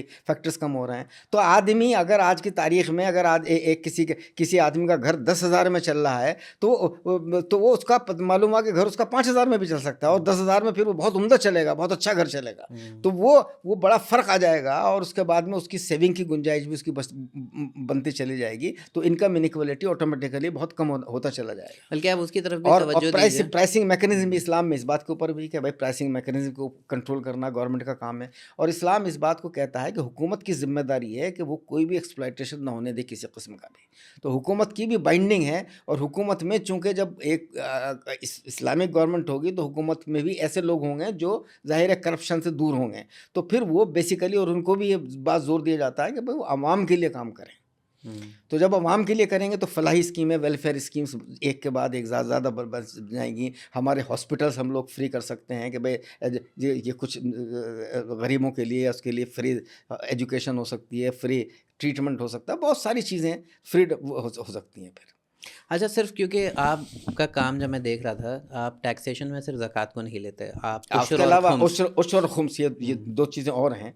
उश्र का मतलब ये है कि उसको मैंने अप्लाई किया, वैसे जो अब तक जो अंडरस्टैंडिंग है वो ये है कि एग्रीकल्चर प्रोडक्शन पे उश्र अप्लाई होता है। कि अगर कोई किसी जगह पर मिसाल के तौर पर 1,000 टन जो है कोई अनाज पैदा हो रहा है, तो उसका 10% वो गरीबों में तकसीम होगा एग्रीकल्चर प्रोडक्शन पर। तो वो चूँकि तो लेकिन मेरा कहना यह है कि उसको एग्रीकल्चर प्रोडक्शन पर ही नहीं, उसको हम इंडस्ट्रियल प्रोडक्शन पर भी क्योंकि अप्लाई उस कर ज़माने में सकते हैं। इंडस्ट्रीज़ नहीं थी आज के डेट में, बल्कि हज़रत उमर के ज़माने में ये इज्तिहाद हुआ भी कि क्योंकि घोड़ों का कारोबार होने लगा हाँ, और तो घोड़ा घोड़ों पर भी प्रोडक्शन से रिलेटेड हो रहा था, हाँ एक तरह की इंडस्ट्री बन हाँ रही थी, तो उसको टैक्स किया गया। हाँ। तो जो है अगर वो प्रोडक्शन पर हो, मिसाल के तौर पर अगर कहीं गाड़ियाँ कोई प्रोड्यूस कर रहा है, तो गाड़ियों में ये बात की जा सकती है कि भाई वो उसको 10% गाड़ियाँ ऐसी ऑर्गेनाइजेशंस को देनी पड़ेंगी जो चैरिटेबल वर्क कर रहे हैं, फ्री कर देनी पड़ेंगी। या ये कि जो छोटे किस्म के चीज़ें हैं कि भाई वो गरीबों को बल्कि घोड़ा उस टाइम पे ट्रैवल के लिए इस्तेमाल होता था, या फिर लेबर वर्क को इजी बनाने के लिए। तो अगर आप आज की डेट में देखें गाड़ियाँ, तो फ्रॉम ए फिक़ही perspective also it is not unreasonable to ask for that kind of intervention. हाँ, तो ये बात मैं प्रोडक्शन टैक्स की बहुत पहले से कहता आ रहा हूँ कि उसका अप्लीकेशन। अच्छा, ये बड़ी अफसोस की बात है, मैं कहता हूँ कि उश्र का जिक्र भी बहुत कम किया जा रहा है आजकल। कहीं सिर्फ ज़कात का जिक्र करते हैं, उश्र का जिक्र नहीं करते। हालांकि उश्र तो कम से कम मुसलमानों में बहुत अच्छा खासा तबका ऐसा है जो एग्रीकल्चर उसमें इन्वॉल्व है, एग्रीकल्चर में। तो उनको ये पता होना चाहिए कि भाई उनकी जिम्मेदारी ये है कि वो अगर आम उनके बाग में पैदा हो रहे हैं तो आम का भी 10% उन्हें गरीबों को देना है। हाँ, या आसपास के रिश्तेदारों को देना है, या जो करीब के लोग हैं पड़ोसियों को देना है। अच्छा, लेकिन इसमें भी इन्होंने स्मार्टली क्या किया है, वेलफेयर स्टेट के नाम पे कॉर्पोरेट सोशल रिस्पॉन्सिबिलिटी इन्होंने बोला कि भाई जो कॉर्पोरेट्स की भी एक सोशल रिस्पॉन्सिबिलिटी है, लेकिन वो किस पे है कि जो आप प्रॉफिट कमा रहे हैं उस प्रॉफिट पे आपका 2.5% 3% के करीब है। लेकिन अगर आप प्रोडक्शन 100 चीज़ों का कर रहे हो और उसके 10 आइटम दे रहे हो आप, तो इसका मतलब आपका जो अमाउंट है जो रीडिस्ट्रीब्यूशन का वो मल्टीफोल्ड हो गया। अगर आप क्या कर रहे हो, 100 बेच रहे हो जिस पे आप आपका 100 चीज़ बनाने में 100 रुपए का खर्चा था, आपने 120 कमाए, वो 20 आपका प्रॉफिट है। फॉर एग्जांपल 100 के बजाय 120 नहीं कमाते, बल्कि 250 फॉर एग्जांपल बहुत बड़ा फॉर बड़ा एग्जांपल फर्क है। अगर आपने मान लिया 200 रुपए कमाए, तो 100 बचे, उस 100 पे फिर 2 रुपए आप दे रहे हो, वहां 10 रुपए का इक्विवेलेंट दे रहे हो आप, यहाँ पे 2 रुपए का या 2.5 रुपए का या 5 रुपए का दे रहे हो। इसी तरीके से खुम्स भी है। हालांकि खुम्स के एप्लीकेशन को लेके काफ़ी फ़िक़ही में थोड़ा सा इख्तलाफात रहे हैं। जो खुम्स क्या है? पहले खुम्स जो अप्लाई होता था वो नॉर्मली कि जब उसमें यानी जो जंगों में अगर स्पॉइल्स ऑफ वार होते थे, जो माल गनीमत हाथ आ जाता था, तो उसको वो जो है तकसीम कर दिया जाता था आमतौर पर वो लोग जो लड़ाई में इन्वॉल्व थे। लेकिन उसका जो है 20% वो उस पे जाता था, यानी जो गरीबों को जाता था, उसमें जो ऐसे लोग हैं उनके उसके लिए इस्तेमाल होता था, यानी वेलफेयर एक्टिविटीज़ के लिए इस्तेमाल होता था। तो वो 20% है, उसका मतलब होता है खुम्स का मतलब 1/5 20% होता है। लेकिन बहुत सी जगहों पर इमाम अबू हनीफा के यहाँ भी इसका एप्लीकेशन को बढ़ाया गया है। तो यानी ये कि जो भी अगर कोई सडन इनकम हो जाती है, कोई भी कैपिटल गेंस, जिसे आज की तारीख में कैपिटल गेंस कहा जाता है, तो कैपिटल गेंस का एक तरीके से वो है, उसका वो है। और इवन शियों ने तो उसको और भी ज़्यादा एक्सपेंड किया है। वो तो आपका जो इनहेरिटेंस में आपके पास में जो ज़मीन या जायदाद आती है, उसके ऊपर भी उसको अप्लाई करते हैं कि अगर आपका इनहेरिटेंस में अगर आपके पास में माँ बाप से 2 करोड़ का प्रॉपर्टी आई है, तो उसका वो 1/5 आपको देना पड़ेगा गरीबों को या उसको वेलफेयर एक्टिविटी में। जाहिर है जब इस्लामिक गवर्नमेंट होती है तो सब ये सारे टैक्सेस गवर्नमेंट को जाते हैं, फिर गवर्नमेंट उस एतबार से जो ज़रूरत है उस एतबार से उसको डिस्ट्रीब्यूट करती है। तो एक तरीके से कैपिटल गेंस टैक्स भी, यानी इस 3 टैक्स हो गए, एक इनकम टैक्स, एक प्रोडक्शन टैक्स, एक कैपिटल गेंस टैक्स। कि उसमें ये भी होता है कि कहीं अगर ज़मीन से कोई ज्वेलरी हाथ आ गई या कोई ऐसी बड़ी चीज़ आ गई हाथ आ गई, वो चाहे गवर्नमेंट के हाथ आए चाहे किसी ऑर्गेनाइजेशन के हाथ आए, तो उसका फिर डिस्ट्रीब्यूशन करना पड़ता है। अच्छा, कोई भी जो इकोनॉमिक सिस्टम होता है या मैक्रो इकोनॉमिक निज़ाम होता है या उसकी माइक्रो इकोनॉमिक अच्छा, इसके इम्प्लीकेशन अलावा होता भी है। अभी एक बच्चों की बात रह गई, थोड़ी सी मैं पूरी कर दूँ कि ये तो ज़कात और उश्र और खुम्स ये तो आते हैं इस्लाम में ड्यूटी बाउंड, यानी ये जो ड्यूटीज़ में आते हैं। उसके अलावा इस्लाम ने खैरात के ऊपर बहुत ज़्यादा जोर सदका दिया है, और सदक़े के ऊपर जोर दिया है, और फ़ितरा इस जो यानी रमज़ान में रोज़े ईद से पहले पहले आपको एक फ़ितरा भी देना है, एक अमाउंट जो है कि हर ताकि लोग जो हैं बेचारे जो गरीब हैं वो भी कुछ ना कुछ ईद के तौर पर अपने कपड़े बना सकें या अपना वो कर सकें, इंतज़ाम कर सकें, खाने पीने का इंतज़ाम कर सकें। तो एक फ़ितरे की रकम भी दी जाती है। और ज़कात और सदक़ात और खैरात के लिए को बहुत ज़्यादा सवाब कहा गया कि जो सदक़ा और खैरात करते हैं उनको अल्लाह ताला उनसे बहुत खुश होता है। तो तो रीडिस्ट्रीब्यूशन आप ये समझिए कि इस्लाम की थियोलॉजी में उसको इंसेंटिवाइज किया गया हाँ, फ्रॉम इंसेंटिवाइज हर एंगल से किया गया, यानी दुनियावी एंगल से भी और स्पिरिचुअल एंगल से भी, और यानी आखिरत में भी। इवन अगर आप कुछ गलत करते हैं और आपको उसको वो करना है, करेक्ट करना है, तो उसमें बोला गया कि भाई आप गरीबों को खाना खिलाइए या फिर आप ऑर्फन्स की मदद कीजिए या फिर आप स्लेव को आज़ाद कीजिए। मतलब इस तरह की हाँ, चीज़ें जो एक तरीके का जो पनिशमेंट के तौर पर भी कई बार इस तरह की पॉजिटिव आपको वो कि भाई आपका जो इवन इन्वेस्टमेंट है आप वो पॉजिटिव डायरेक्शन में डायरेक्ट किया गया। क्योंकि हम अभी टैक्स की बात कर रहे थे डॉक्टर साहब, और मेरा जो खुद की क्योंकि इकोनॉमिक्स में ट्रेनिंग है, बैचलर्स फिलोसफी पॉलिटिक्स इकोनॉमिक्स, फिर मास्टर्स इकोनॉमिक्स, फिर एमफिल में इकोनॉमिक्स में कर रहा था, पीएचडी भी मैंने एडमिशन लिया था। तो उस वक्त उस दौरान में मैं ये एक ट्रेडिशनल इकोनॉमिक्स भी पढ़ रहा था, इस्लामिक इकोनॉमिक्स भी पढ़ रहा था, आपका वर्क से भी मैं इस्तिफ़ादा कर रहा था। तो उस वक्त मैं टोमा पिकेटी को भी, एक सोशलिस्ट बड़े फिलोसोफर इकोनॉमिस्ट टाइप के हैं, हिस्ट्री ऑफ इकोनॉमिक्स पे काम है, तो उन्होंने 3 चीज़ों पे तवज्जो दी कि हिस्टोरिकली स्पीकिंग जब उन्होंने 500 साल, 300 साल, 200 साल की लंबी जिसे कहते हैं इकोनॉमिक हिस्ट्री को देखा, स्पेशली वेस्ट की, और मुख्तलिफ जो डिफरेंट रीजन्स हैं उसकी भी, वही जो ब्रिटिश राज और बिलियनर राज वाली रिपोर्ट भी उन्हीं के इंस्टीट्यूट से आई। तो उनके 3 मेजर आर्ग्यूमेंट थे। एक उनका आर्ग्यूमेंट ये हुआ कि जो अक्यूमुलेशन है वेल्थ की, जो अक्यूमुलेशन है रिसोर्स की, इसकी वो वेल्थ ओरिएंटेड है, एसेट एंड वेल्थ ओरिएंटेड है। लोग अल्टीमेटली जो बात हो रही थी कि पैसा वहाँ पे अक्यूमुलेट करते हैं और इनकम वगैरह पे नहीं करते। तो उन्होंने बोला कि भाई वेल्थ पे टैक्स होना चाहिए। दूसरी बात उन्होंने बोली कि जो हिस्टोरिकली जो लेबर और कैपिटल के बीच के कॉन्ट्रैक्चुअल रिलेशनशिप है, उसमें कैपिटल हमेशा डोमिनेंट रिलेशनशिप में होता है और लेबर जो होता है वो सबसर्विएंट रिलेशनशिप में होता है।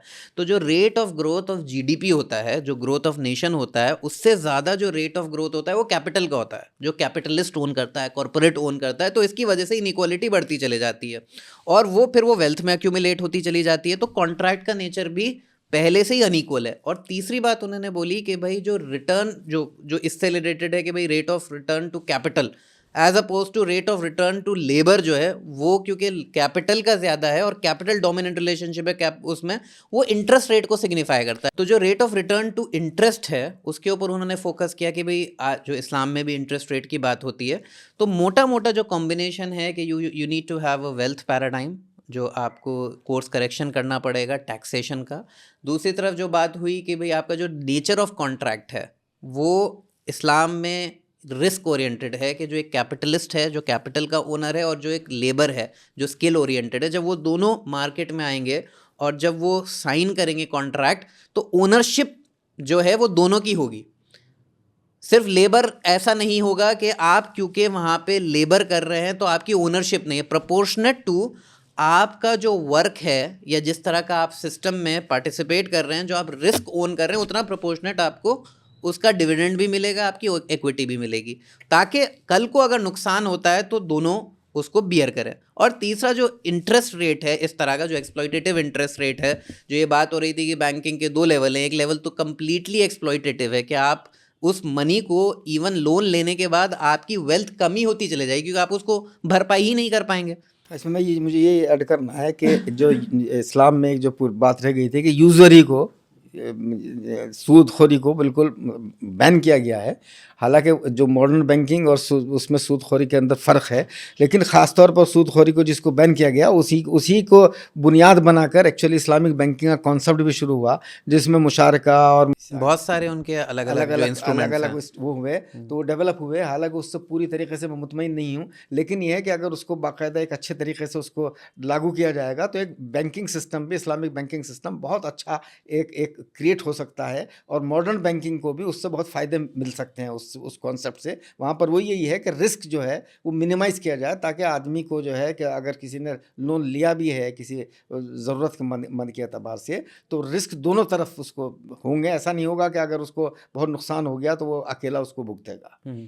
अच्छा, मैं क्योंकि हम लोगों ने पहले भी बातें की हैं आपके काम के भी हवाले से और मेरे खुद की भी जो अपनी रिसर्च है उसको सामने रखते हुए मैंने जैसे आपको पिकेटी का बताया, और ये एक तरीके का एक जो सोशलिस्ट निज़ाम भी या जिसे कहते हैं सोशलिस्ट जो कंसेप्ट भी आ रहा है सामने कि भाई वेल्थ पे टैक्स हो, nature of relationship, contractual relationship को इक्वलाइज़ किया जाए और एक्सप्लॉइटेटिव इंटरेस्ट रेट को ख़त्म किया जाए। लेकिन ये सब प्रोहिबिटिव इकोनॉमिक्स के बाहर हो रहा है अल्टीमेटली, क्योंकि मटेरियल में आप वैल्यू नहीं ऐड कर रहे हो कि क्या प्रोड्यूस हो सकता है क्या नहीं, और उसका आपके पास इवैल्यूएटिव क्राइटेरिया नहीं है कि वो क्यों प्रोड्यूस हो रहा है, उसका क्या असरात हो रहे हैं, क्योंकि आप प्योरली इकोनॉमिक्स टर्म्स में देख रहे हैं।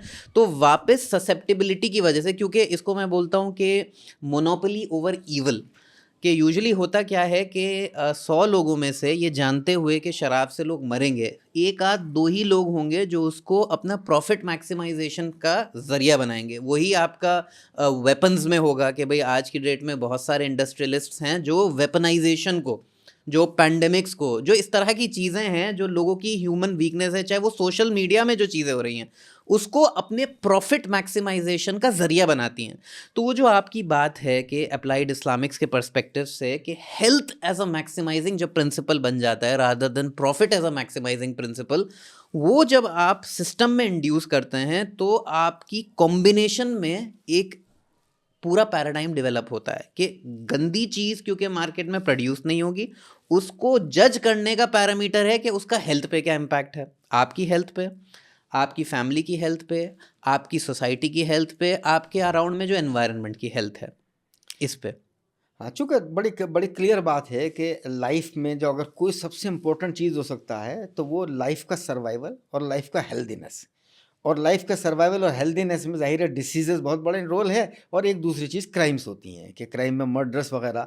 तो किसी भी अगर कोई भी सिस्टम को डेवलप करना है हमें, और अगर सिस्टम को हमें ये कहना है कि वो सक्सेसफुल सिस्टम है, तो हमें ये दो चीज़ें अगर इंश्योर नहीं हो रही तो हम दावा नहीं कर सकते कि वो सिस्टम अच्छा सिस्टम है। तो दो चीज़ों को इंश्योर करना बहुत ज़रूरी है कि एक डिसीजेज़ मिनिमाइज़ हों, और दूसरा वायलेंस मिनिमाइज, क्राइम से मिनिमाइज हों। अगर ये दो चीज़ें मिनिमाइज हो रही, इसी को मैं होलिस्टिक कॉन्सेप्ट ऑफ पीस कहता हूँ। डिजीजेस इंक्लूडिंग मेंटल डिजीजेस, मतलब एवरी काइंड ऑफ डिसीजेस। तो उसी को मैं कहता हूँ कि ये जो है ये पूरा का पूरा होलिस्टिक सिस्टम ऑफ पीस है। और इस्लाम ने इसको बड़ी खूबी के साथ में, देखिए आज के मॉडर्न सिस्टम के अंदर बात होती है, इस्लाम ने एक 3 टियर सिस्टम दिया। यानी आज के मॉडर्न सिस्टम में आप इंडिविजुअल की बात करेंगे, ज़्यादा सोसाइटी की बात करेंगे, और जोर ज़्यादा इंडिविजुअलाइजेशन पर होगा। Personal choice, freedom of choice, ये सारी की सारी चीज़ें इंडिविजुअलिज्म के ऊपर ज़्यादा जोर है, सोशल के ऊपर इतना नहीं है। फैमिली का कंपोनेंट बिल्कुल गायब है। लेकिन इस्लाम के अंदर एक 3 टियर सिस्टम पेश किया कि individual is a part of family, और फैमिलीज मिल के सोसाइटी बनाते हैं, और family is in between individual and society. और फैमिली बहुत इंपॉर्टेंट है, चूँकि हर आदमी इंसान, कोई दुनिया का इंसान ऐसा नहीं हो सकता जो किसी न किसी बाप की औलाद ना हो, किसी के न किसी माँ की औलाद ना हो। सभी के कहीं कुछ ना कुछ, कहीं ना कहीं, ज़रूरी नहीं कि हो, लेकिन आमतौर पर सबके कुछ ना कुछ भाई बहन भी होते हैं। तो एक फैमिली सिस्टम अगर, और फैमिली सिस्टम चूँकि सेक्स के अराउंड घूमता है, और सेक्स दुनिया के अंदर सबसे बड़ी ह्यूमन वीकनेस बन गया है, और उसको सबसे ज़्यादा एक्सप्लॉइट किया जा रहा है, और उसकी वजह से सबसे ज़्यादा डेथ्स भी दुनिया के अंदर हो रही है। आज की तारीख में डायरेक्ट या इनडायरेक्ट सेक्स से रिलेटेड डेथ्स दुनिया में 10 करोड़ हर साल होती हैं, जिसमें 7-8 लाख करोड़ तो अबॉर्शंस होते हैं। ऐसे अबॉर्शंस जो सिर्फ इस वजह से हो रहे हैं कि भाई जो कि उनके फादर मदर के अंदर उस बच्चे के कोई फॉर्मल रिलेशनशिप नहीं थी, कोई मैरिज नहीं थी, और वो जो है वक्ती तौर पर एक मज़े के लिए एक काम हुआ, और उसके बाद में बच्चा हो गया तो बेचारी औरत क्या करे, वो उसे आमतौर पर अबॉर्ट करा देती है। और अबॉर्शन रेशियोज़ जो हैं वो पूरी दुनिया के अंदर, जो वेस्टर्न कंट्रीज़ हैं उनके अंदर बहुत ज़्यादा है। 30% से लेकर 60% तक अबॉर्शन रेशो है, यानी जितनी प्रेगनेंसी होती है उनमें से इतनों को अबॉर्ट करा दिया जाता है। लेकिन इसके खिलाफ कोई ह्यूमन राइट्स नहीं उठाता कि भाई बच्चों को कैसे आप कत्ल कर रहे हैं। लाइफ तो इमीडिएटली आफ्टर कंसेप्शन शुरू हो जाती है। तो इस्लाम के अंदर एक तो 3 टियर सिस्टम, दूसरा वही 3 डायमेंशनल सिस्टम है कि फंडामेंटल राइट्स, फंडामेंटल ड्यूटीज़ और फंडामेंटल प्रोहिबिशंस, तीनों चीज़ों की इक्वल इंपॉर्टेंस है। कि आप फंडामेंटल प्रोहिबिशंस, ऐसी कोई चीज़ जो डिसीज़ से डायरेक्ट इसका रिलेशनशिप है, या ऐसी कोई चीज़ जिसका डायरेक्ट रिलेशनशिप वायलेंस से है, उसको आप प्रमोट नहीं कर सकते। आप आज की दुनिया में, आप अमेरिका में देखिए कि कितना क्राइम रेट है। वहाँ पर सबसे पहले वो वेपन्स बेचे जाते हैं, वेपन्स बड़ी मार्केट बन गया है। प्रेसिडेंट ओबामा बहुत ज़्यादा वेपन इंडस्ट्री के ख़िलाफ़ थे, लेकिन वो इंडस्ट्री इतनी स्ट्रॉन्ग है कि ओबामा मुस्तकिल 2 यानी 8 साल तक इस बात की कोशिश करते रहे कि वेपन्स के ऊपर किसी तरह का बैन लगे, लेकिन लगने नहीं दिया गया। तो वेपन्स एक बड़ी इंडस्ट्री वहाँ पर। उसके बाद फिर क्राइम बड़ी इंडस्ट्री दुनिया के अंदर बन चुका है। हर जगह क्राइम्स, बड़े बड़े गैंग्स, क्रिमिनल गैंग्स होते हैं, वो बड़ा बिजनेस है। और फिर वेस्टर्न कंट्रीज़ के अंदर इवन इम्प्रिजनमेंट भी एक बहुत बड़ा बिजनेस बन चुका है। प्रिजन्स जो हैं वो सबसे ज़्यादा दुनिया के अंदर बहुत बड़ी तादाद में जो मिलियंस जो और बल्कि हंड्रेड्स ऑफ मिलियंस लोग बिजनेस आज प्रिजन्स में पड़े हैं। वो भी एक बड़ा बिजनेस बना दिया गया, चूँकि उनको जो उनका खाना पीना रहना सहना वो सब के सब वहाँ पर इंडिया में तो कम से कम अभी वो गवर्नमेंट के अंडर आता है, लेकिन बाकी बहुत सारी जगहों पर वो कॉरपोरेट्स के हाथ में चला गया है, तो प्राइवेटाइजेशन हो गया है। तो वो जो है वहाँ पर हर जगह पर दुनिया में पूरा ये हो रहा है कि पहले वो कमर्शलाइजेशन ऑफ प्रॉब्लम करते हैं, फिर कमर्शलाइजेशन ऑफ सॉल्यूशन करते हैं। पहले शराब बेचो, फिर शराब का इलाज बेचो। पहले ड्रग्स बेचो, फिर ड्रग्स रिहेबिलिटेशन सेंटर कायम करो। पहले जो है अल्कोहल सेक्स बेचो, फिर उससे रिलेटेड जो इश्यूज़ हैं, कहीं कंडोम इंडस्ट्री एस्टेब्लिश करो, कहीं एंटीवायरस ड्रग्स अब एड्स के लिए आ गई हैं तब से। हालांकि एड्स से आज भी दुनिया के अंदर कई करोड़ लोग, यानी पिछले 30 साल के अंदर 7 करोड़ लोग मर चुके हैं, और 6 करोड़ लोग अब भी एड्स का शिकार हैं। लेकिन आज तारीख में कहीं भी आपको मीडिया में जिक्र एड्स का नहीं मिलेगा, चूँकि जब से एड्स के खिलाफ एंटीवायरस ड्रग मिल गई है, हालांकि उसका कोई अभी तक ये नहीं आया कि उसकी वजह से लोग ठीक हो रहे हैं। सिर्फ दो लोगों की रिपोर्ट आई है आज तक कि 2 लोग सिर्फ ठीक हुए हैं। बाकी वो सिर्फ इतना है कि वो डेथ को थोड़ा डिले कर रहा है। लेकिन जब से ये आई है तब से वो जो पूरा उसके खिलाफ कैंपेन था उसे बंद कर दिया है, चूँकि उनके इंटरेस्ट इसमें खूब एंटीवायरल ड्रग्स बिकनी चाहिए। इसी तरीके तो वो हर चीज़ एक बिजनेस है, बिजनेस के अलावा कुछ नहीं है। तो वो ये सबसे ज़्यादा, यानी हेल्थ और सोसाइटी के जो अमन है, सिक्योरिटी है, सोशल सिक्योरिटी, उसके लिए सबसे ज़्यादा डेंजरस बन गई है आज का पूरा का पूरा इकोनॉमिक वर्ल्ड ऑर्डर जो चल रहा है, ये बन गई है। तो इससे ज़्यादा तो ख़तरनाक कोई सिस्टम हो नहीं सकता कोई। मैं तो इसे सीधा सीधा बार्बरिज्म कहता हूँ। अरे भाई, आप ऐसी चीज़ों को कैसे अवेलेबल करा रहे हो पब्लिक को, जो सीधे सीधे जिससे तमाम दुनिया भर की बीमारियां और दुनिया भर के क्राइम्स जुड़े हुए हैं, उस पर आप टोटल बैन क्यों नहीं लगाते हैं? उसको उसकी अवेलेबिलिटी को बिल्कुल ऐसा कर दें कि वो अवेलेबल ही नहीं होगी, तो पब्लिक बीमार नहीं होगी। होगी भी तो बहुत कम लोग, किसी तरीके से अगर चलिए बहुत कम लोग शिकार हो जाएंगे। लेकिन वो सब चीज़ें जो कि मार्केट के अंदर अवेलेबल है। कोविड का मैं आपको बताता हूँ कि देखिए कोविड कितना फैला दुनिया के अंदर, तकरीबन 70 लाख से 80 और 1 करोड़ के बीच की फिगर्स हैं कि इतने लोग मरे। अब कोविड की वजह से आपको ताज्जुब होगा ये सुनकर, पब्लिक को शायद ये बात ज़्यादातर को बताई नहीं गई है कि सबसे ज़्यादा मौतें आपको पता कहाँ हुई? अमेरिका के अंदर। 15 लाख लोग अमेरिका के अंदर। वो अमेरिका जो अपना आप को दावा करता है कि बेस्ट हेल्थ केयर सिस्टम उनके पास है। अमेरिका चाइना से बहुत दूर था, ये भी नहीं था कि बहुत करीब था कि जल्दी बीमारी फैल गई हो, जैसे कुछ कंट्रीज़ के अंदर शुरू में ही बीमारी चाइना से करीब होने की वजह से फैल गई थी।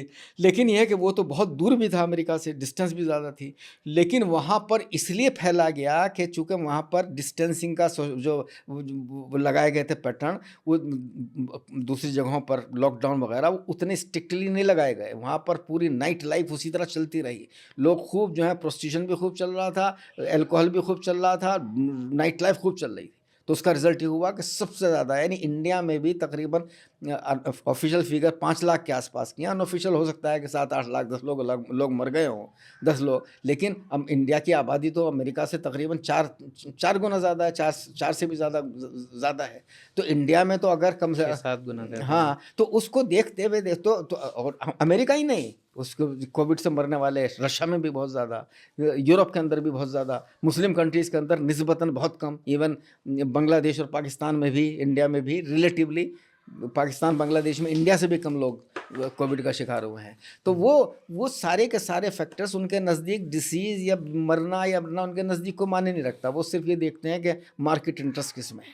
तो मार्केट इंटरेस्ट जिसमें हो तो वो जो है उस बाकी चीज़ों को नज़रअंदाज कर देते हैं। जब कोई चीज़ बहुत बड़ा फैक्टर बन जाती है, बहुत बड़ी प्रॉब्लम हो जाती है, वक्ती तौर पर उसके ऊपर एक कैंपेन चलाया जाता है, लेकिन आहिस्ता उसको कुछ ऐसा तरीक़ा निकाल लिया जाता है उसका सॉल्यूशन का जो कॉरपोरेट के फेवर में। जैसे जब एड्स फैलना शुरू हुआ था तो उस वक्त सॉल्यूशन ही निकाला गया था कि साहब कंडोम डिस्ट्रीब्यूट करो, लोगों को ये सिखाओ कि भाई ये सिर्फ जो है यही एक अकेला सॉल्यूशन है।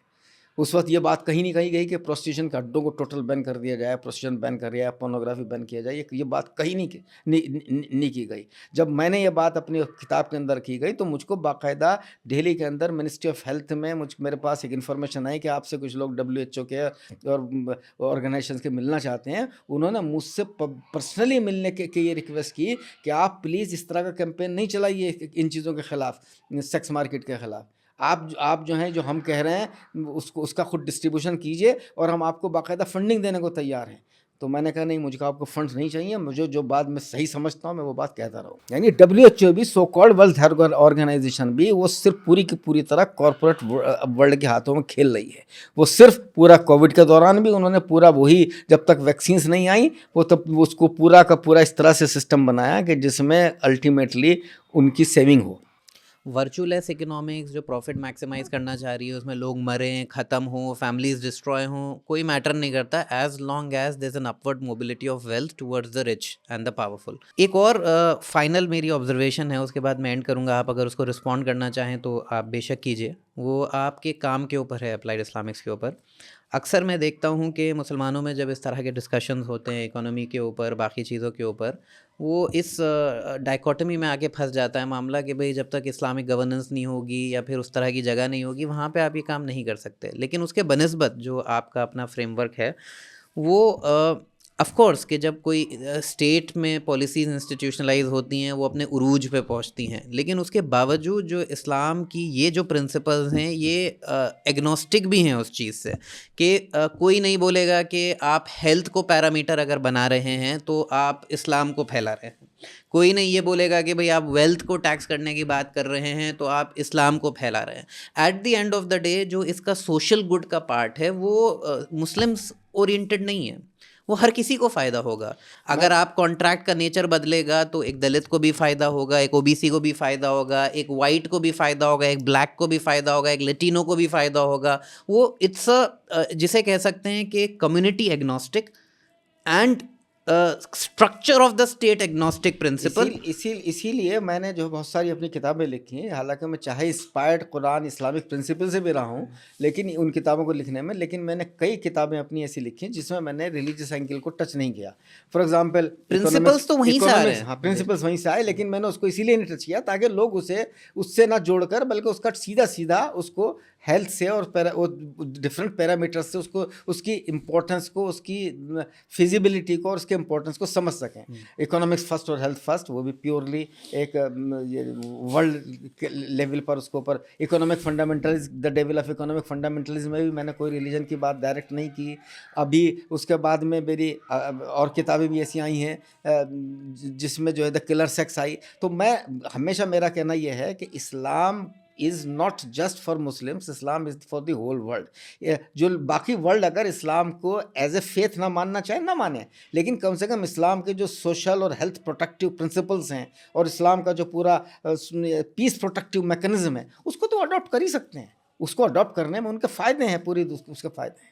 तो और ये डिबेट्स आज की डेट में साइंटिफिक जो कम्युनिटीज़ हैं जो ट्रुथ ओरिएंटेड हैं, उनमें ये आती भी हैं कि जब वो उसको बिखरी हुई हैं, क्योंकि उनके पास पूरा पैराडाइम नहीं है उसको समेटने का। जब उसको आप बड़े लेवल के ऊपर अगर आप कैंपेन चलाएंगे तो लोग फिर मानने पर मजबूर होते हैं। लेकिन प्रॉब्लम यही है कि उस लेवल के कैंपेन उसके फेवर में नहीं चलते हैं जिस लेवल का, जैसे इंडिया में बहुत सारे कई स्टेट्स में शराबबंदी के खिलाफ कैंपेन चला तो शराबबंदी हुई है ना। बिहार के अंदर शराबबंदी है, पहले और स्टेट्स में भी रह चुकी है। तो जब कैंपेन चलते हैं, प्रॉब्लम यही है मुसलमानों की कि मुसलमान इन इश्यूज़ के ऊपर, जो मेजर इश्यूज़ हैं वर्ल्ड के आज की तारीख़ के अंदर, जिनमें सोशल सिक्योरिटी का मुद्दा, हेल्थ का मुद्दा, इन चीज़ों को उस तरह इनको कैंपेन नहीं करती जिस तरह उनको करना चाहिए।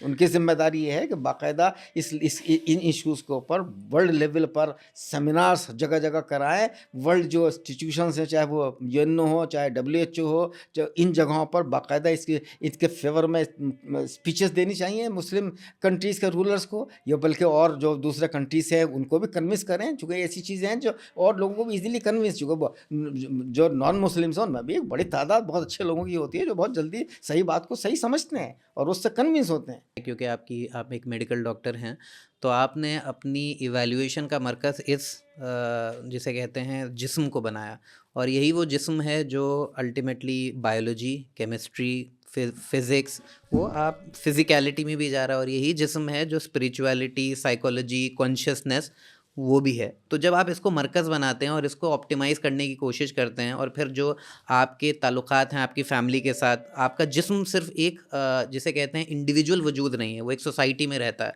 तो जब आप उस सोसाइटी में रहते हैं तो क्योंकि आप इंटरेक्शन कर रहे हैं, तो इस जिस्म के ऑप्टिमाइजेशन पे बाहरी प्रिंसिपल्स के भी असरात हैं। तो जब आप उसको थियराइज़ करते हैं इस्लामी प्रिंसिपल्स को सामने रखते हुए और दूसरी आइडियोलॉजीज़ के प्रिंसिपल को सामने रखते हुए, तो आपको दिखता है कि एक ऐसी आइडियोलॉजी है जो इसको ऑप्टिमाइज़ कर रही है, इस कंडीशन को, वो ये है। और उसकी मेथोडोलॉजी, क्योंकि मेडिकल डॉक्टर हैं तो आप हेल्थ एज अ पैराडाइम और बायोलॉजी एज ए मेथोडोलॉजी, जिसमें आप एम्पिरिकल एविडेंस को सोशल थियरी में लाके डिवाइन क्लेम को प्रूव करने के लिए, तो it is in a way also a very जिसे कह सकते हैं कि न्यू पैराडाइम।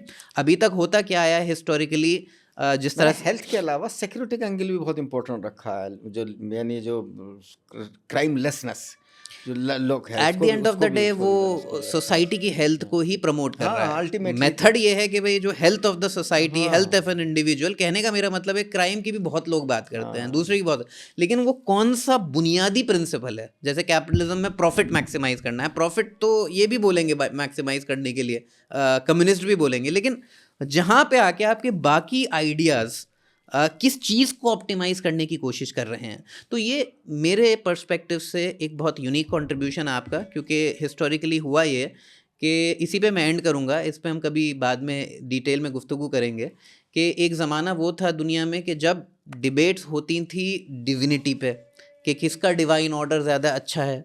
एक वक्त ऐसा गुजरा जो ग्रीक फ़िलोसफी के बाद, और उसमें जो डिबेट्स हुई अक्ल पे कि भाई रीज़न के पर्सपेक्टिव से कौन सा, फिर जो ये साइंटिफिक रेवोल्यूशन आया उसमें ये सारी चीज़ें एविडेंस पे चले गई, और जो रिलीजियस जिसे कहते हैं कम्युनिटीज़ हैं इंक्लूडिंग मुसलमान, वो उस जो मेथडोलॉजी है कि एम्पिरिकली आप अपने क्लेम्स को जस्टिफाई कर सकें, वो उसको कॉन्कर नहीं कर पाया, क्योंकि उन्होंने उसको अपोज ज़्यादा किया रादर देन उसको अपनी फील्ड और अपने पर्सपेक्टिव से उस फील्ड को डेवलप करने के। तो वो जो अप्लाइड इस्लामिक्स का ये कॉन्सेप्ट है कि आप at the end of the day capitalism में भी एक क्लेम है कि भाई इस तरह की सोसाइटी होनी चाहिए, लिबरलिज्म में भी, फेमिनिज्म में, कम्युनिज्म भी इसी तरह की क्लेम रिलीजियस वो भी करते हैं।